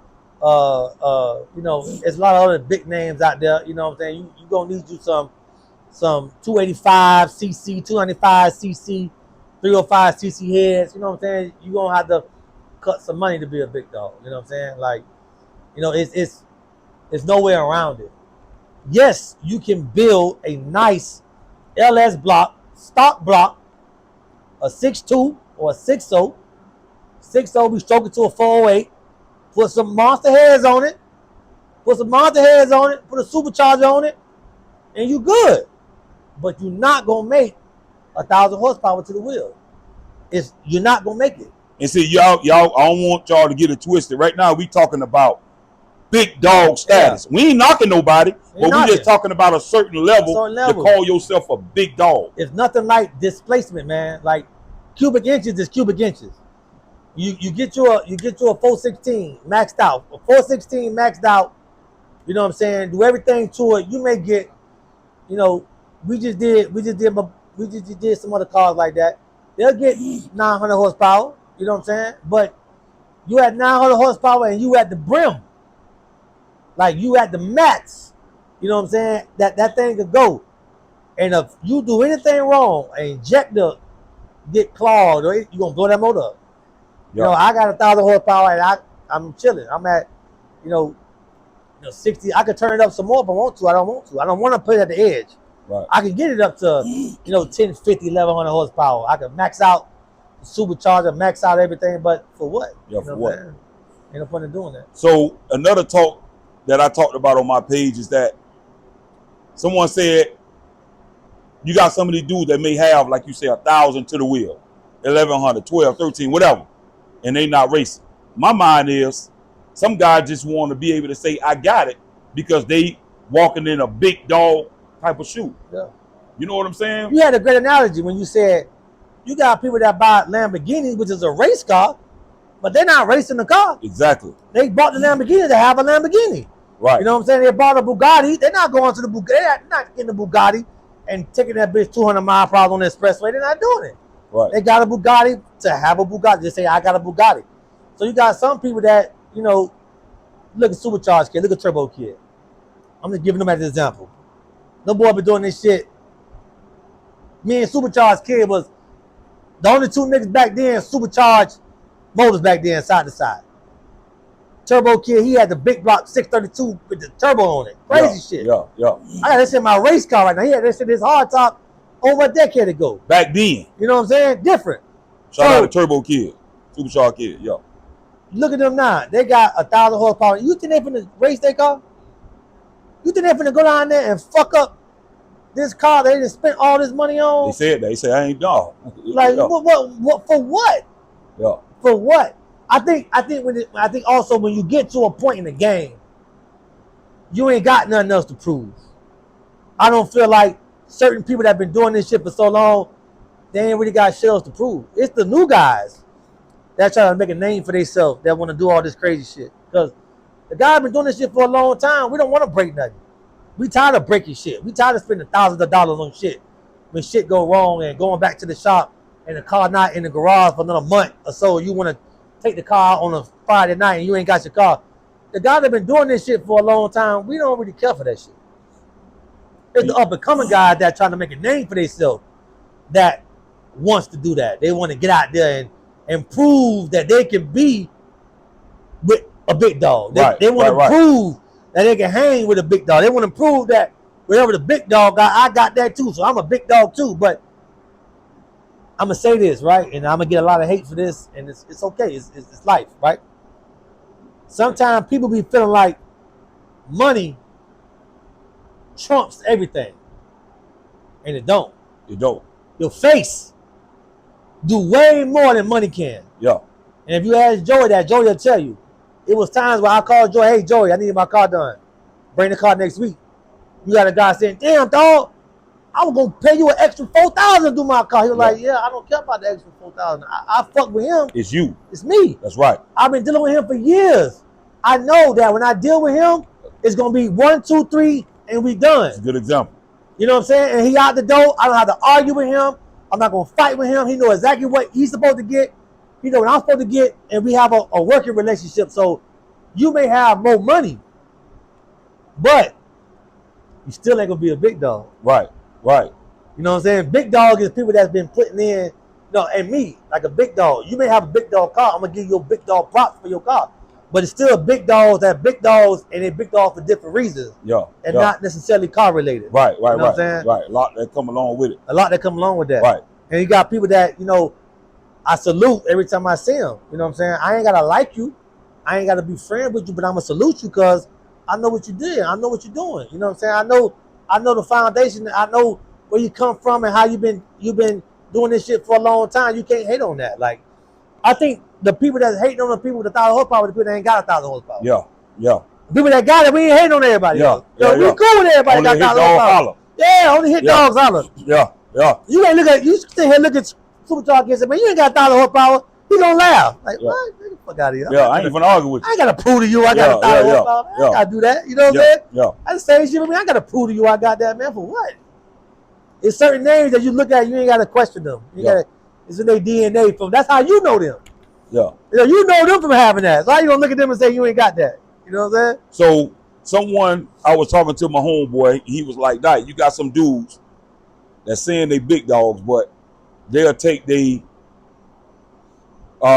regular or factory supercharger and send it off to get whatever done. Yeah. If they're a big dog, why they don't just go get a cone? That's not a big dog. Or why they don't get a Whipple or that's not a big dog supercharger. So so I'm gonna tell you, I build these every day. No, but hold on, before you answer that, what I'm asking is, if you saying you a big dog, will you be taking your original or regular supercharger and sending it off to get work done versus buying a cone or a big dog gonna get a name brand, right? Yeah. Okay.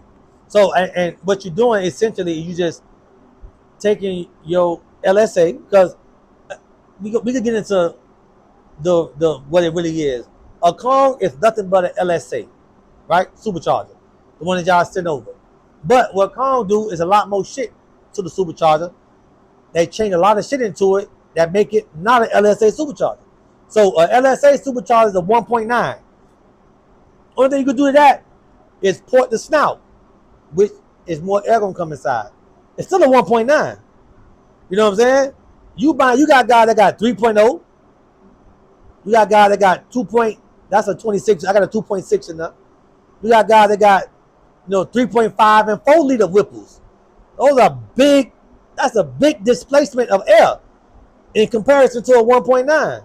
You know what I'm saying? And that's just reality to what it is. Right. I'm not knocking nobody for doing it. Let me hear you. No. I'm not knocking you, but at the end of the day, it is a separation. That's right. That's right. It's a separation of the two. You know what I'm saying? You can't export a stock supercharger. You can only export a Kong. That's exported. You know what I'm saying? I got that bitch to the max. You can't do nothing else to that motherfucker. Yeah. Anything you can do to it and done to it. You know what I'm saying? So it's like it is definitely different levels to it. Now once again, you can port the snout of your supercharger and make it faster. And it's gonna be a nice, reliable supercharger. Nothing wrong with it. Right. But it's not a big dog supercharger. Exactly. Hey, and I'm gonna tell you, you speaking so eloquently, you put it in perspective, bro. Yeah, I mean, you couldn't say it no better. I don't want nobody to feel like I'm shitting on them. Exactly. We're not shitting on you. We not. But if you wanted a big dog, you'll spend them 10 bands. Yeah. You know what I'm saying? Not spend the 2,000 and then get it ported for $1,200, and now you got a $3,200 a supercharger. But then you buy a Kong lid, and so now you put the Kong lid on top. Now you telling yourself you got a Kong supercharger. That ain't what you got. So look, I got a neighbor that introduced me to his brother. They into hot rods, like what my father had, hot rods. He showed me a Nova that he got. You look at the motor, it's all chrome. He got stuff going everywhere. It just looked like a monster. Yeah. He said, listen. He said, this motor to the wheel is pushing out 1,200 horses. Yeah. To my wheel, right? Pushing out 1,200. He said, you got the best of the best in this motor. I say, how often you race it? He said, it's not a race car. But he telling me he got 1,200. Yeah. He said, I got the best of the best. Yeah. He said, there's a group of us. And in order to come into our car club, you have to have the best of the best. Yeah, yeah.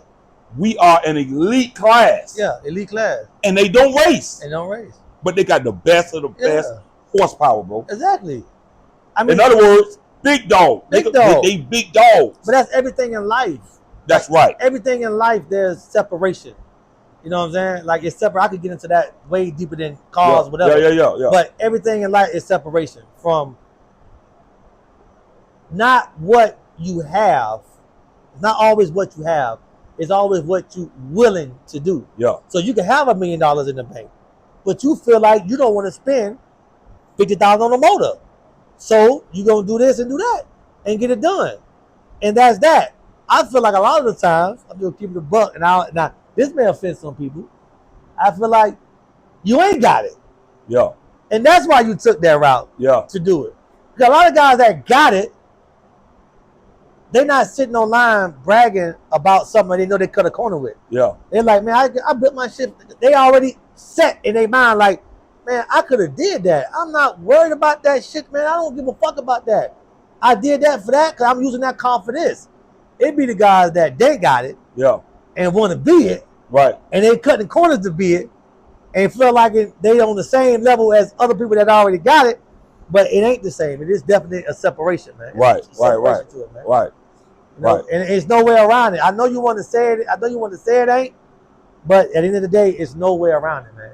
It's no way around it. Now, I do think that there are people that got it, but some guys are just cheap. Yeah. Some guys may say, I don't see myself spending that type of money.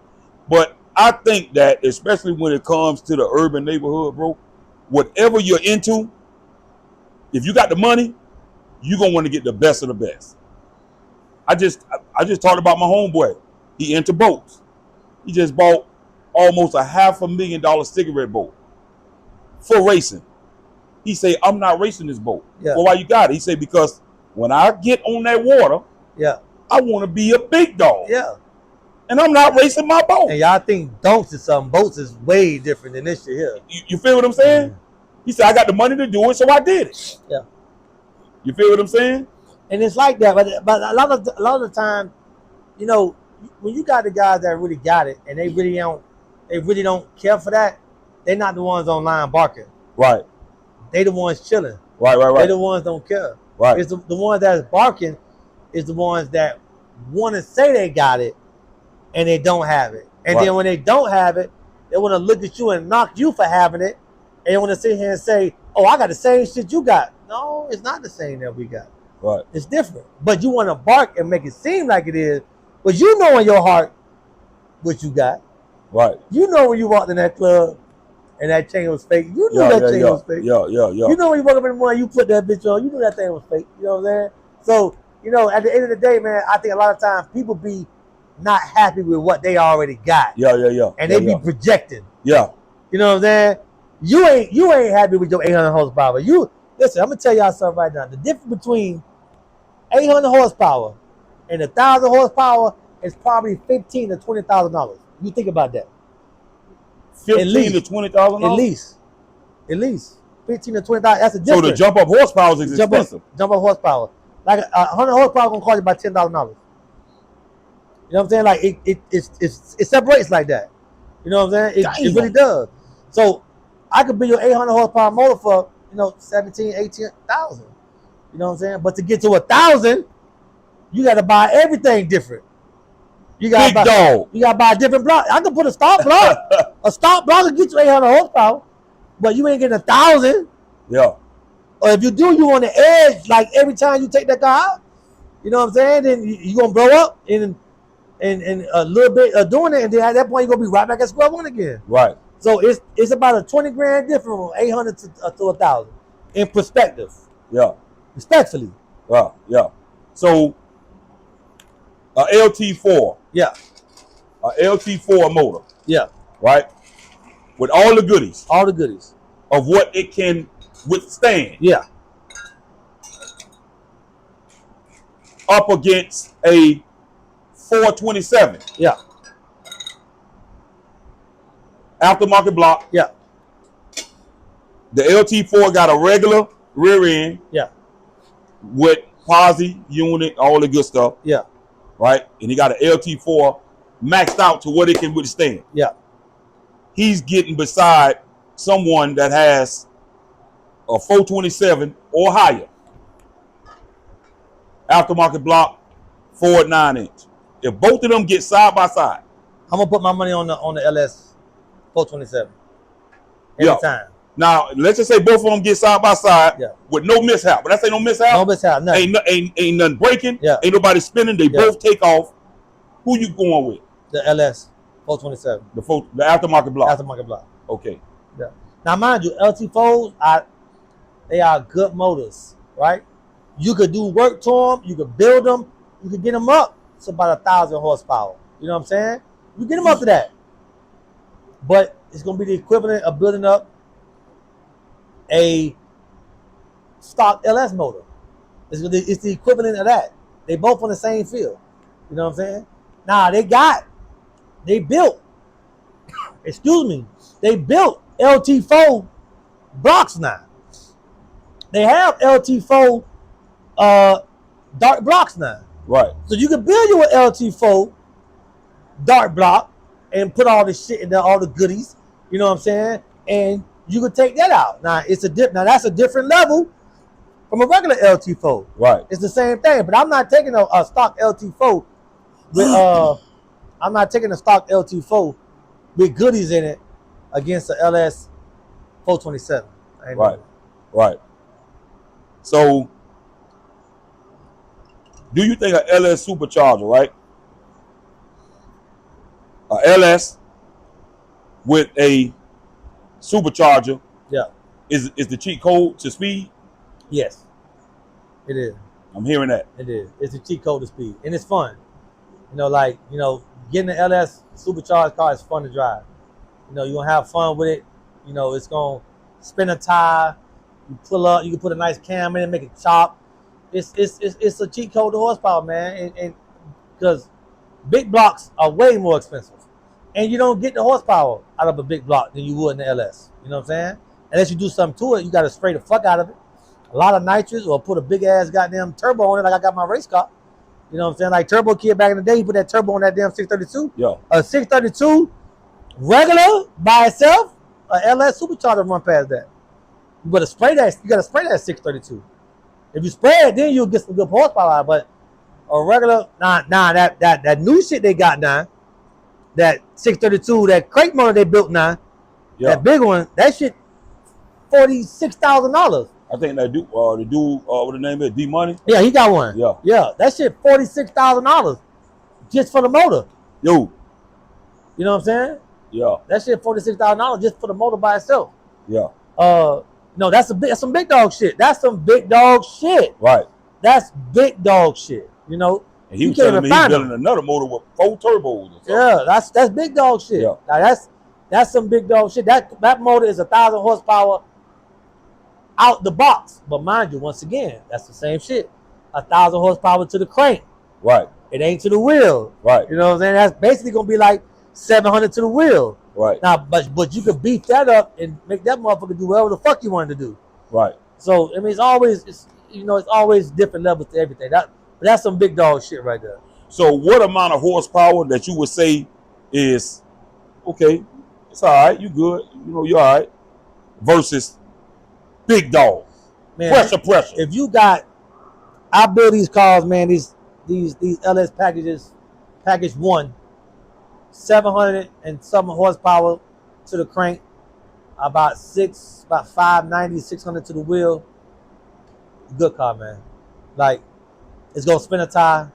People be telling y'all, hey man, you need this. You need 580 horsepower will smoke the tires up going down the street in the dope.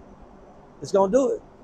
A lot of times when y'all be seeing that, that's what y'all be seeing, and y'all be thinking, yeah, it's 1,000. Yeah, it's not 1,000. It's 500 horsepower, man. 500. So you would consider that to be nice car to drive around in. Now, what horsepower you would say you big dog? You gotta have big dog. You gotta have a comma. Got to have a comma. Gotta have a comma. That sums it up right there. You gotta have a comma. Got to have a comma. You ain't got no comma, you ain't no big dog. Hey, I like that. Yeah. Got to have a comma. Gotta have a comma on that thing. Got to have a comma. Yeah. A comma and up. A comma and up. Anything past a comma, you big dog. Big dog. Yeah. Damn, boy. So, we spoke on this earlier. Do you think having, a lot of horsepower, a comma, or higher, with no intentions on racing, do you think that's foolish? No. Or, you know what I'm saying? Everybody got their vices, man. Everybody got what they like to do. Some people like to gamble. You walk in there and say, you think putting $1,000 on his hand of blackjack is that stupid to you? He may look at me and say, no, it ain't stupid to me. Right. I may look at you and say it's stupid. You know what I'm saying? Everybody got their own vices, man. Everybody got, some people like spending money on female. Like, you get her how much money? Man, you tripping. Yeah. You know what I'm saying? Yeah, everybody got their thing, man. So if a person thing is to split money in his car and spend his extra money to make himself happy, man, let that man do what he's gonna do. Right. What Turbo Kid said, I say it all the time. I'd rather have it and don't need it, but need it and don't have That's it. right. I agree. And that's been everything in life. That's right. I may not have to spend the money today, but I want to have it in my pocket. Right. Just in case I need to spend it, So let's talk about what you got going on, man, as far as your business ventures, man. Exactly, what you got going on, man. Man, listen, we got me and Jet Fly. I told y'all before, we got Blue Magic, we got the MOB. We done put them together. We got Magic Mob down. We do, one-stop shop, man. Whatever you need done to the don't, maybe specialize in don'ts. Now I done got rid of. I'm branching away from, the racing side. I'm doing more shit for the community. We got a car show coming up March 22nd. We had the last one, January 18th. And it was fire. And it was a motherfucking vibe. Boy. It's, you go places and it be cool, and then you go someplace and that shit was just a vibe. Listen, man, I have. It was fun. I have. Fun. You know what I'm saying? Everybody out there, I can sit here and tell you, I walked around the park, I ain't seen not one angry face the whole time in that motherfucker. We had fun. Everybody know we're having a good time. And we were acting a donkey, boy. So it was so much fun that everybody said, man, bring that shit back, man. And we don't have pretty much nowhere to go down here when it comes to the cars. Yeah, It used to be a time we could put up on South Beach. Yeah. Put up in front of Ocean, put up in front of Fat Tuesdays or Wet Willies or TGI Fridays or Cleveland. and we hang out, have a good time, keep talking shit. That's when niggas built cars for bitches. You know what I'm saying? That was the time. You know what I'm saying? That's the time when your motivation was to get out to South Beach, see some girls, put them in the vert, and slide with them. That was the motivation back then. Right. Now it's a little different. And I think it's different because we really ain't got nowhere to go with that shit. So, you can't go to Wynwood. They run you from out of there.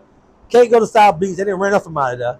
Anywhere for us to go. So I feel like if we could get somewhere together where the police not going to harass us, let us play the music. And mind you, I did this before now. 3-4 years ago at Open Locker High Live Free Market. We had it every Sunday. You came out there, pull up and park and vibe, $20. Come inside with your car, vibe, play music as loud as you want to, have a good time. They wind up selling the park, Oakland Park, wind up selling the flea market, so they cut that off, and we really ain't had nowhere to go since then. I mean, you got car shows down here that come once a year, twice a year, but a lot of shit that's going on with it.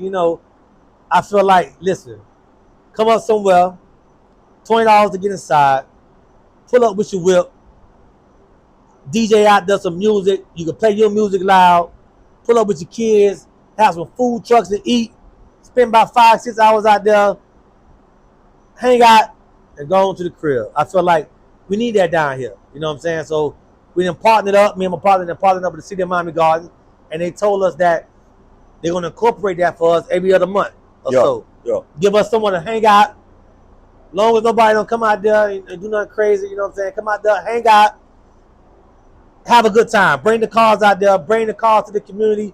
Let the kids see it. Shit like that. You know what I'm saying? Come out and have a good time. So we're doing that every so often, every other so month. We're going to do that.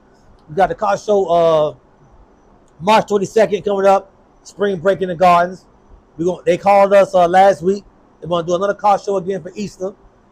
The day before Sunday, that's Saturday. It's going to be a free event this time. No entry, no nothing. You pull up. We're going to have, a ton of games for the kids to hang out. We're going to have a helicopter drop with the Easter egg like we did last year.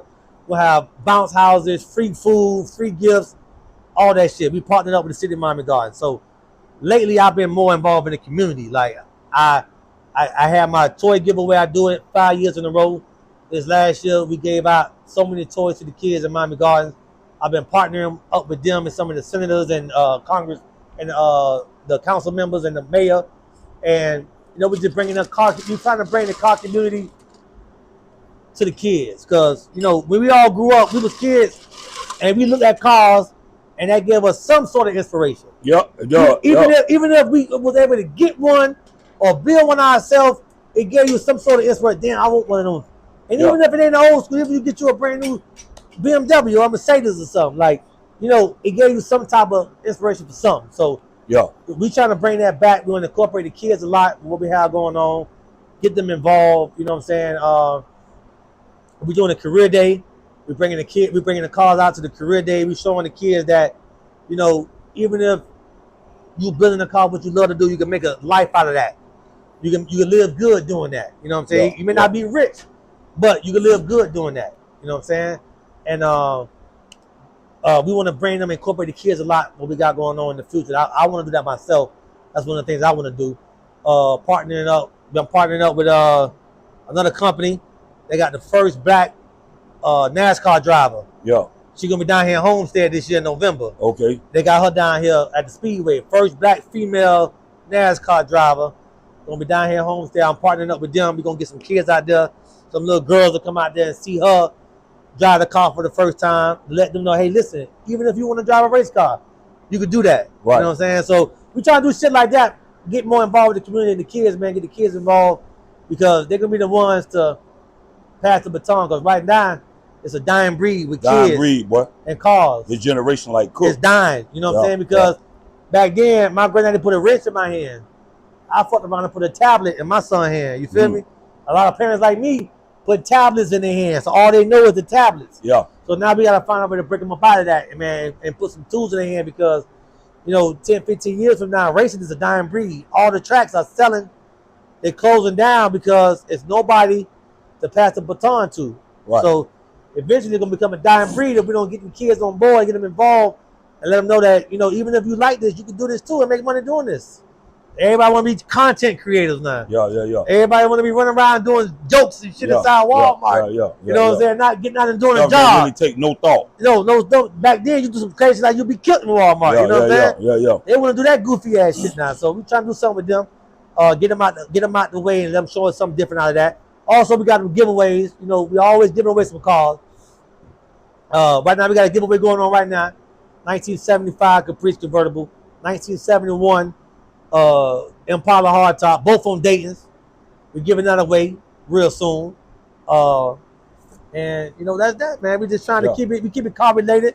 We keep it positive. Try to stay out of all that negative shit that comes along with cars sometimes. It's been kind of positive as of late. I love that for the culture.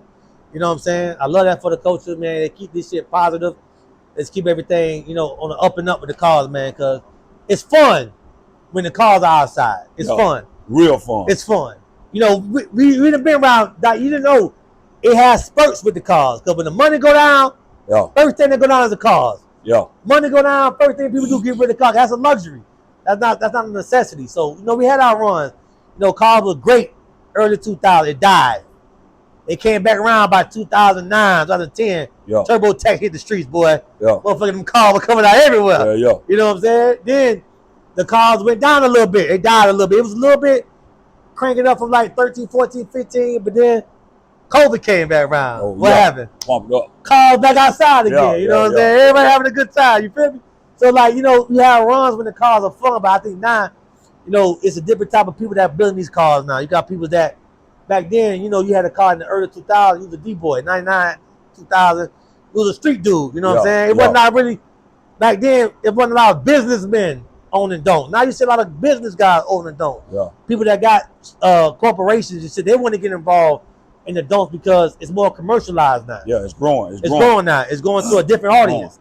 Back then, the don'ts were just certain neighborhoods down here. You had down south, you had the city, you had Overtown, Largemont, you had Opelika, you had Carroll City. That was like, then you had Broward. I was never in Broward, so I couldn't tell you that, but I'm pretty sure you had Lauderdale and Pompano. Them boys had them old school cars, but it was in spurts. Now this shit is fucking commercialized. Now this shit all over the place. They in every rapper video now. Every football players now all over the country want to buy don'ts. From Miami all the way to California. You know what I'm saying? So it's commercialized now, which is, you know, it's the demographic has changed a lot with it. So the stereotype of a person having that car has also changed too. So you spoke about car shows. Some people think that car shows is not really for the culture, but more so a money grab. What you think about that? That's why I said, you know, sometimes you have a car show that go around, it be a lot going on. You feel me? Right. You know, but I understand both sides of the situation. I understand the investing part to give somebody something to come to. I understand that part. And the only way to keep that going is to make money doing it. If you putting out a show and you ain't making no money, it's no point in doing it. You're gonna lose out. You know what I'm saying? So I understand that part. I agree. But then I understand the car show side when you coming somewhere and you gotta fork out a certain amount of money in order to be able to come inside. You know what I'm saying? And I learned this doing shows. The less you spend, the more you make. Or the less you spend, the less you can charge for the people to come inside. So you got car shows and then you got, you know, car show, different type of things going on with that. You know what I'm saying? You got concerts and car shows. Not to speak on that. You got concerts and car shows. Right. And you got car shows in this, and you got car shows in that, and everything that come in that is a charge for that. You know, certain venues you have a car at, you got to charge a little more because the venue charge you more money. Right. So you got to recoup your money. At the end of the day, you want to make something. You ain't doing this and putting your money out there for 3-4 months at a time. That's right. To come back and don't make no money or lose money. It's stupid. So like you got to separate the two. You know what I'm saying? That's why what we did was we got somewhere that's neutral to Dade and Broward, where we keep the costs low, and so we can then essentially give that to the people. Right. So if we only paying a certain amount for a park, and then we only have this and these things going on, we can charge y'all $20 to get inside. Yeah. And it'll still be okay. We'll still be all right. Right. You know what I'm saying? We could charge our, if you want to we had the VIP lounge, free liquor all day. It was free liquor all day. You could have 15 cups if you want to. We charge $100 for that. Think about it. $100, you get Don Julio, Patron, Bel Air, Tito's, whatever you want for $100 all day long, no cap. Now if you can't walk, now you can't give you no more. But yeah. You know what I'm saying? Yeah. Think about it like that. You know, if you do that and you give somebody something to look forward to, hey, at least $100, I could get free liquor all day. Yeah. Pull up in my whip, get free liquor all day. I can vibe, have a good time, go home. It's worth it, rather than potentially paying whatever you paying for whatever else you been getting. But that's just like walking in Louis Vuitton and walking in another store. You know what I'm saying? You going. That's like when you go to a concert. If you're going to see Beyonce at a concert in a big ass dome or something like that, you gotta expect to pay. I'm gonna have to pay $200. Right. Yeah. You know what I'm saying? You gotta expect to pay that. You know what I'm saying? Yeah. Like certain things you gotta expect when you see certain things. It only makes sense. It only makes sense. Yeah, you know what I'm saying? Like you go to a car show at Rick Ross' house, you gotta understand. You know what I'm saying? It's a different type of situation. Right. You got concert, you got celebrities, you got this, you got that. You know what I'm saying? It's a different type of caliber to that. Like everything in life, it's always a different caliber. So, but what we try to do is we try to keep the cost low, so we give everybody a chance to come out. You ain't gotta come out there with a big dog whip. You come out there in your Honda. That's right. You come out there with the Ford Explorer on some rims, and then you come out there with the big dog. Yeah. You come out there with the pickup truck. Whatever you feel like you have that's pride to you. You can bring it out there. We're not pushing nobody away. We ain't making you feel like you ain't welcome.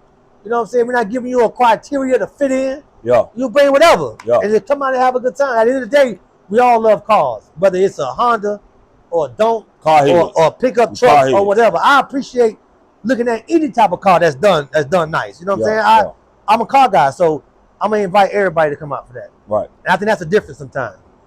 So what your thoughts is on if a dude got to power break his car or drop it in low, he don't have real power. He don't got real power. If he got to power break his car to spin his tire or drop it in low, he don't got real power. He ain't got real power. There it is. There it is. Ain't no real power at all. There it is. No, hey, enough said. Are you a part of any car club? Not necessarily a car club. Nah. Shout out to Death Row though. Me and my dogs at Death Row, man. You know, we do everything together, man. So if anything, I'm gonna say I'm Death Row over anything else. Right. Yeah. When it comes to the car club, we got top 5, we got Death Row, we got top 1. You know what I'm saying? Now we got Mob Ties. I don't know what's going on with Don't Trio, what Flacco told me about. Do you think it's a problem with the car clubs in Miami uniting? I think at this point, man, there's too many egos involved, and you got too many people want to be big dogs. Yeah. And nobody want to sign up to be an Indian. Right. So too much Chiefs. There's too many Chiefs. Everybody want to be the quarterback. Only certain people want to be the offensive lineman. You know what I'm saying? So when you get into that scenario, because a lot of times people don't be liking other people either. So yeah. I mean, you don't like somebody, you don't want to hang around somebody. Yeah. So with that being said, don't hang around nobody you don't like. Shit. Right. I agree. And that's that. When it comes to the culture, do you think, because Donks is overshadowing a lot. Yeah. Right. Do you think people should go back to just dropping other cars? Because like you said, it was about Cadillacs when we was coming up, Deltas. Do you think we should go back to that time when people were just dropping different variety of cars? I think it's getting back to that. I think it is because these don't so fucking expensive that now they're harder to find. Because at the end of the day, they only made 7,000 of these motherfuckers. Yeah. 7 trade convertibles. Right. They only made 4,071 convertibles. Right. You know what I'm saying? They're running out. So I see it like now. I see a lot of Cutlasses coming out now.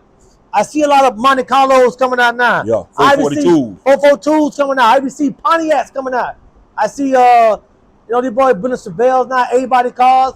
I think the game is definitely taking Bel Air. I see boys dropping Bel Air. I heard your boy say he finna get a Chevelle. Fred Rowley. Yeah, Yeah. You know, I think it's changing. The game is changing because, you know, like everything in the car culture, right? So we go through this. It's always spurts in the car culture. Just like fashion.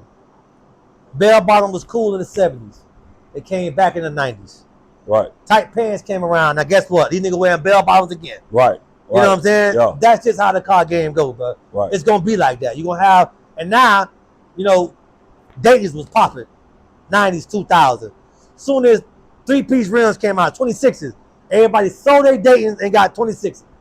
Then when 26s came around, forged rims, now everybody, now guess what they said? Man, I'm going back to Daytons. Yeah. You know what I'm saying? Yeah. Now everybody went back to Daytons now. Now everybody, guess what now? They tired of Daytons now. Yeah. Now they going back. Now they going back to spinners. They going spinners now. Yeah. You know what I'm saying? Like the game will always turn around. Because once you start seeing something too much of it, you start getting tired of seeing it. You want to see something else. Right. And you do different. Like my car. I know motherfuckers tired of seeing my shit. That's why I don't post my shit. This shit been out for 14 years. It's nothing like the new car. Yeah. Like right now, the new car right now is what? Frocko car. Supercharged kid car. Turbo kid car. It's the new car. Right. When I had my brown car, that was the new car. Everybody loved that brown car. Yeah. You know what I'm saying? I ain't gonna lie, you know. I got that formula from back in the day, but I brought the formula back. Yeah. And I brought it back, and then that shit took off to a whole other level. You know what I'm saying? Yeah. But when I brought it back out, people were like, oh, hell yeah, Candy, Dayton's, let's run it. Then, right after that,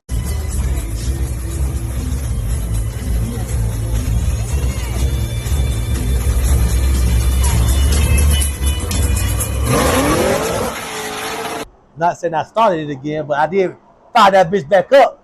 You know what I'm saying? I did that one. I didn't even bring up that car. I dropped that motherfucker. That bitch was so nice. It was hard, boy. Louis V? Oh, boy. We didn't even touch on that. We ain't got to touch on that. It's gone. Anyway, so I built that car. You didn't even talk about that car. I didn't even talk about that car. I forgot about it, man. You didn't talk. Listen, but it ain't around no more. We ain't got to talk about it. But listen here, boy.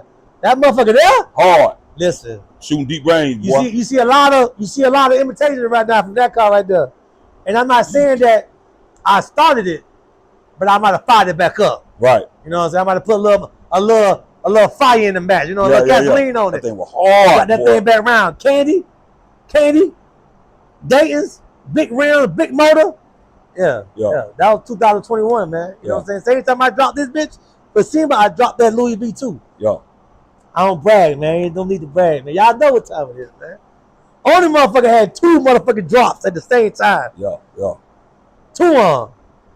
So, when it comes to LS Motors, do you think LS Motors is better than traditional small block, big blocks? Yeah.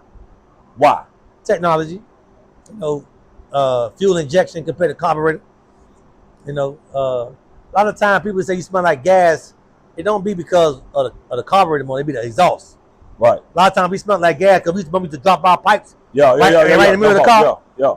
And we drop it in the middle, it bouncing off the ground and coming inside the car. That's right. That's why you smell like gas. You know what I'm saying? But it was a metaphor to say carburetor bring gas. But you know, it's a different technology, man. Like everything. You want to ride around with an iPhone 8 right now? Or you want that 17? 17. Yeah, you know what I'm saying? So what about when it comes to racing? All out racing, big block. Big block, all out racing. When it comes to racing, big block. Racing big block. Yeah, racing big block. Yeah. No, racing the don't, big block. Big block all day long. So right now in 2026, do you think you need an LS motor to be illing, shooting deep range, to be, you think you need an LS motor? I think to be saying something? Yeah, I think you need LS. I think you need LS. You know, I just think with the times, man, just like, every trend that come around, back then, I remember a time when Jacob watches was the shit. Big face Jacob watches. That was the thing, boy. Yeah, not no more. You can't walk around in the club with that Jacob watch on right now, man. Right. You sure can't. Yeah, you just got to jail. Yeah. So when it comes to the culture, the car culture, what are some of the things or something you don't like that if you had the power to change, you would change it when it comes to the car culture? The hating, man. You ain't gonna never be able to change that though. It's just the hating, man. It's the crab in the bucket type thing. You know what I'm saying? And it's like, sometimes people feel like if you're not saluting them or doing what they're doing, and you hating. Yeah. Or somebody feel like if you ain't a part of this, then you ain't a part. It's like it's just so much. It's so much negative that be going on that I really feel like at the end of the day we all is shooting for the same thing. Yeah. But this Instagram has made this shit like Instagram is a hell of a drug, bro. Like the stuff that goes on just because of Instagram and the things that people say about one another and talk about one another because of a car. I just feel like we ain't gonna never get to that point where we can all just, just salute one another And unite and keep it moving, bro. Yeah. Like, you know what I'm saying? Like, Yeah.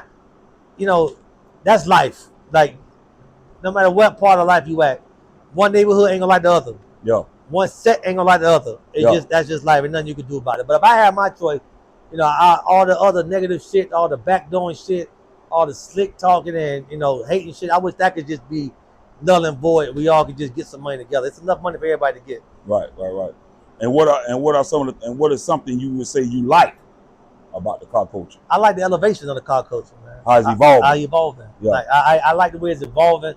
I like the way that it's putting a shine on something that we've been doing for so long, and we've been knowing how great it's been.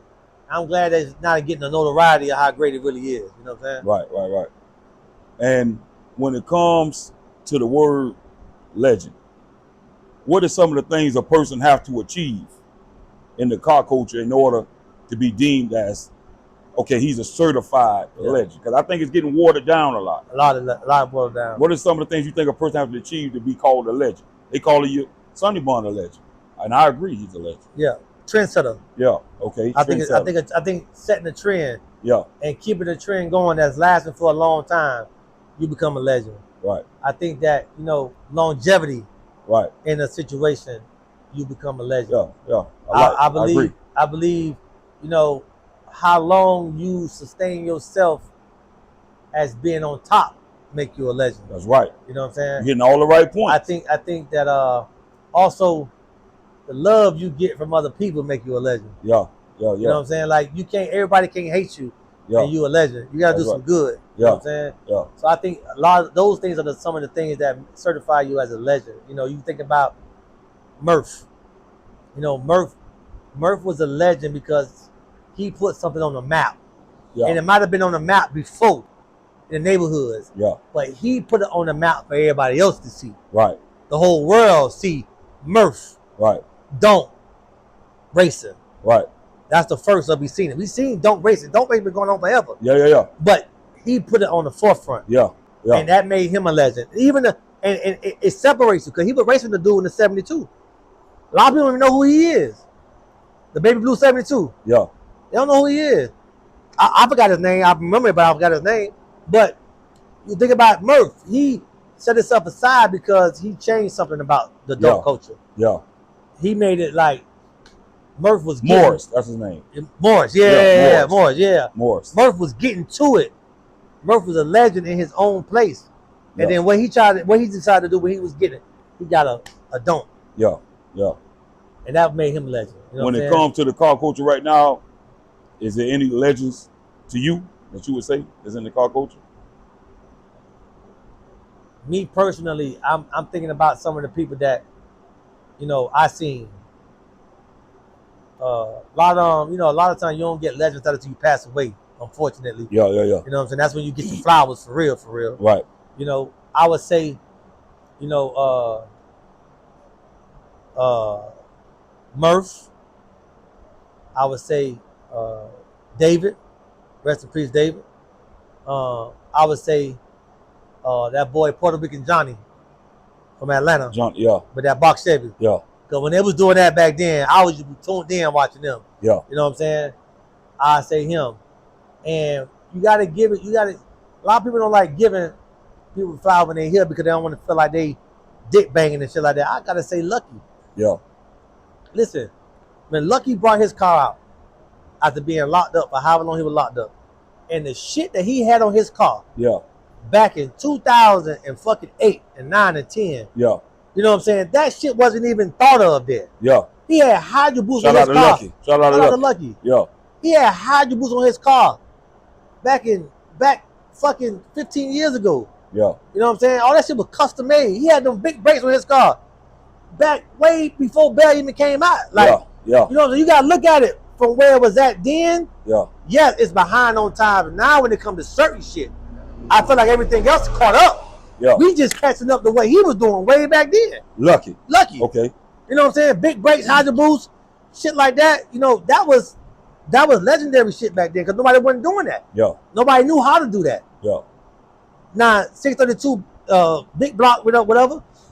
Some may feel like it's outdated, but I still like the big block. Yeah. I still like it myself. Yeah. I wouldn't put it in my car, but I like to see it. I like to see the variety. Yeah. You know what I'm saying? I'll say him. You know, you got to give Sage, you know, his flowers. Yeah. You know what I'm saying? You got to give him his flowers because, you know, he also took Don't Race It to another level. Yeah. You know what I'm saying? With the help of us that we don't get the credit for. Yeah. You can't do shit by yourself. Yeah. You know what I'm saying? So, you got to get a Sage. He did take it to another level when it And I think by him coming to Miami, the only reason why he had to come here. If he probably would have went somewhere else, nobody would have cared. It's Miami. The fact that you came down here, the capital, that's right, and did something, that's where you got the power from. I agree. So, I agree. And I think some people too, they get a legendary build, or a legendary event that someone did, and they'll just say that person is legendary. Like somebody could be standing out there and see you doing what you did, and it's embedded in their mind, and they take it with them, and now they'll just say, "Oh, he's a legend." Yeah. But not knowing he probably just did something that was legendary at that moment. Or this build can be a legendary build. Legendary build. Yeah, you know what I'm saying? So I'm gonna say it's legendary build. I'm gonna say it. Yeah. Legendary build. Yeah. But if you consider me a legend or not, that's for anybody else. And this got frame off. Frame off, of course. Would you say you one of the first ones to go frame off? Absolutely. It was like a few of the cars before that I saw. Yeah. But it wasn't popular. It wasn't popular. And I only saw it because of the magazine. Right. And it was them 9-5 boys. But and all them boys, they was doing that back then. But I didn't know that. I didn't see that. You know what I'm saying? I thought at the time that I was like probably one of the first ones doing it. And it wasn't until, you know, after I got into it, I saw, oh shit, motherfucker already did that shit. Yeah. You know what I'm saying? Yeah. You hear me now? Good? Yeah. All right, so now we're telling you the noise. Oh, okay, yeah. So you know, this was one of the ones that put the frame off on the map. Man, listen, this is a legendary build, bro. Legendary build. A legendary build, bro. At the time, frame off LS, I was probably the first one to do frame off LS. It wasn't a lot of people doing LS on. Nah, it was frame off and they had conventional motors. I was probably the first one with the frame off LS back then. Yeah. Like for real. Like I ain't gonna say a first frame off, but frame off LS, that was me.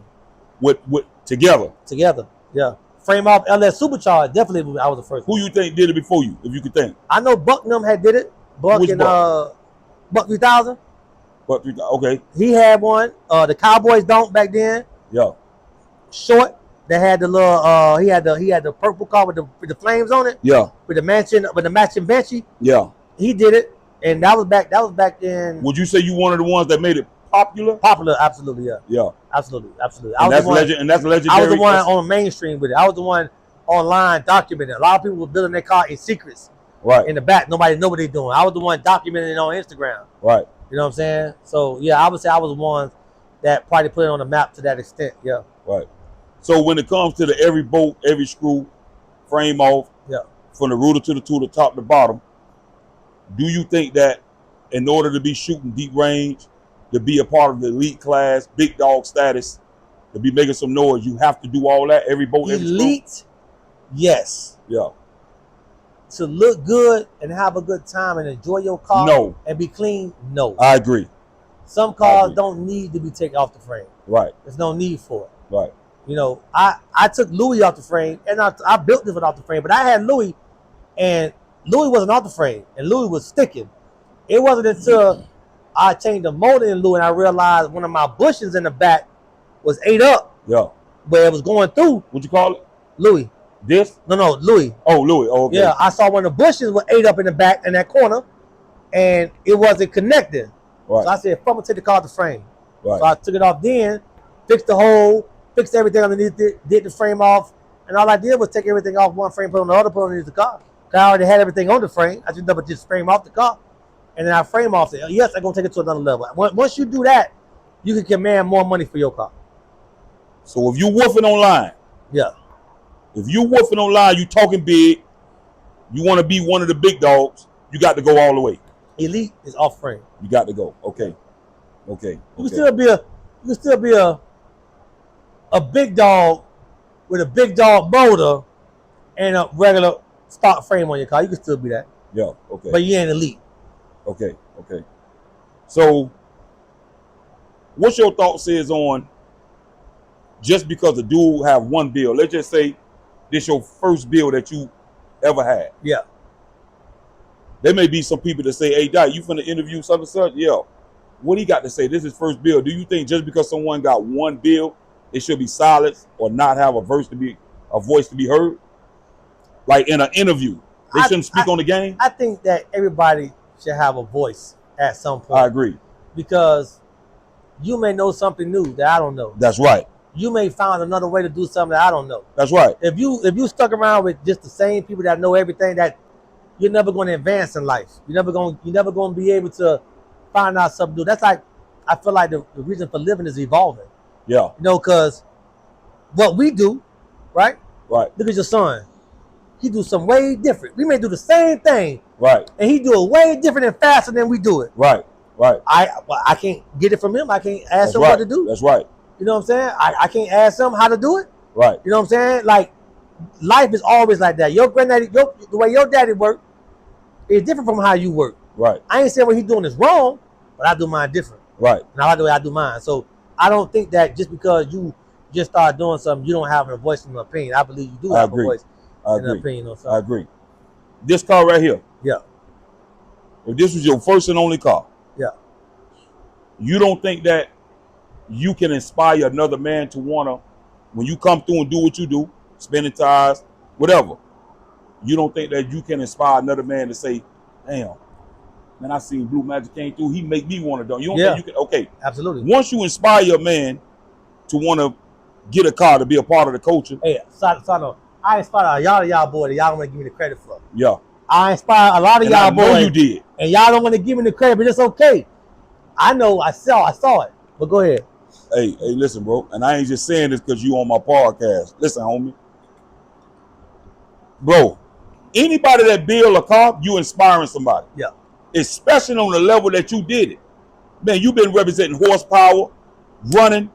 Like I say, Candy on Chrome. You know how much time I went back and looked at that to see how you really did your thing on Candy on Chrome? And listen, a lot of y'all got key pointers out that video. That video, go back, Candy, that video 12 years old. And I'm going to post it. I'm going to post it on here. And I'm going to show y'all, I was pointing that shit that I did for the car for the first time. I did this the first time. I did that for the first time. I did this for the first time. And y'all may not give me the credit for it, and it's cool. But when I sit on y'all car, if you ain't get it directly from me, you got it from somebody else that came who you from inspired. Me. Yeah, you feel me? Yeah. And so it still come back to you. It's still relevant right now. Yeah. You know what I'm saying? Yeah. So when I see it, you know, I know that at one point in time, and even I think even to this day, I have inspired the game. Yeah. I have changed the game to a different situation. I have elevated. I feel like, me personally, I have elevated the dunk game to another level. Yeah. Whether you want to say it or not, I feel like I did. Yeah. At one point in time, at any given time, even right now, I feel like I have elevated this dunk game to another level. Right. On a lot of levels, detail oriented. Car wasn't detailed back then. I was detailing my car to the T. Two-tone brakes back then. Doing this and doing that. I was doing so many things that was detail oriented, and I did it for a reason, not because of what y'all thought it was.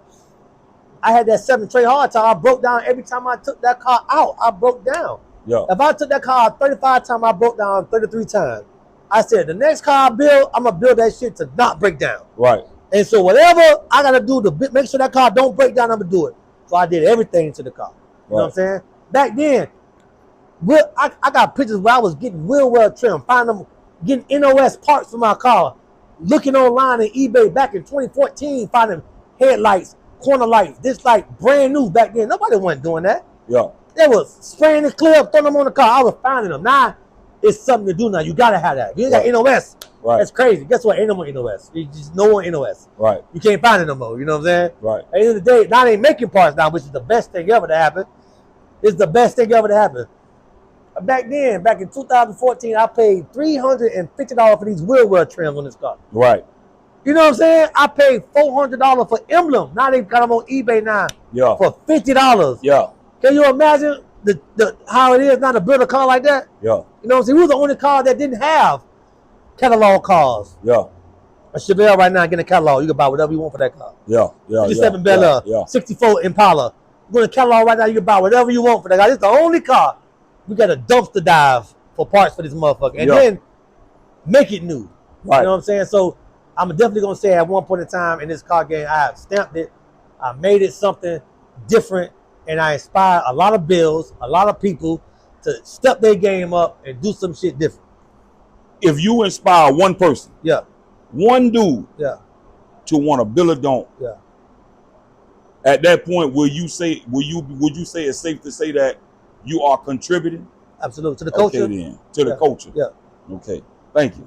If I go to a school and I get one kid to see a dunk and say, I'm gonna get me one. You contributed. I contributed to it. That's right. And the reason I've asked you that because someone put what the deep range contribute to the game to make someone want to come on this podcast. And I'm like, bro, before dunks was even popular, my brother Derek was painting my Chevrolet. Yeah. Before it was even popular. Yeah. I was in high school. You gotta give certain things foundation. Like you can say whatever you want to say about your brother, right? You can say whatever you want to say about him. Yeah. At the end of the day, he was a staple, and he would go down as being a legend. Sudamar. Yeah. Whether you like him or not. Yeah. Whether if one person had a bad experience with him or 10 people had a bad experience with him, he's gonna go down as a legend. And you can't, no matter what, no way around it. And you can't go around it. He contributed too much. He contributed a lot to the game, and you can't take that away from him. He may not have been perfect, but he will always go down as a legend in the game. And you can't change the past. Yeah. Because the past is already written. You can't change that. He's gonna go down as a legend in a dunk game. Yeah. For sure. Yeah. So when it comes to social media, do you think it helped the culture or injured the culture? It helps and injury, like everything. Yeah. It helped a lot though. I think it did more good than harm. Yeah.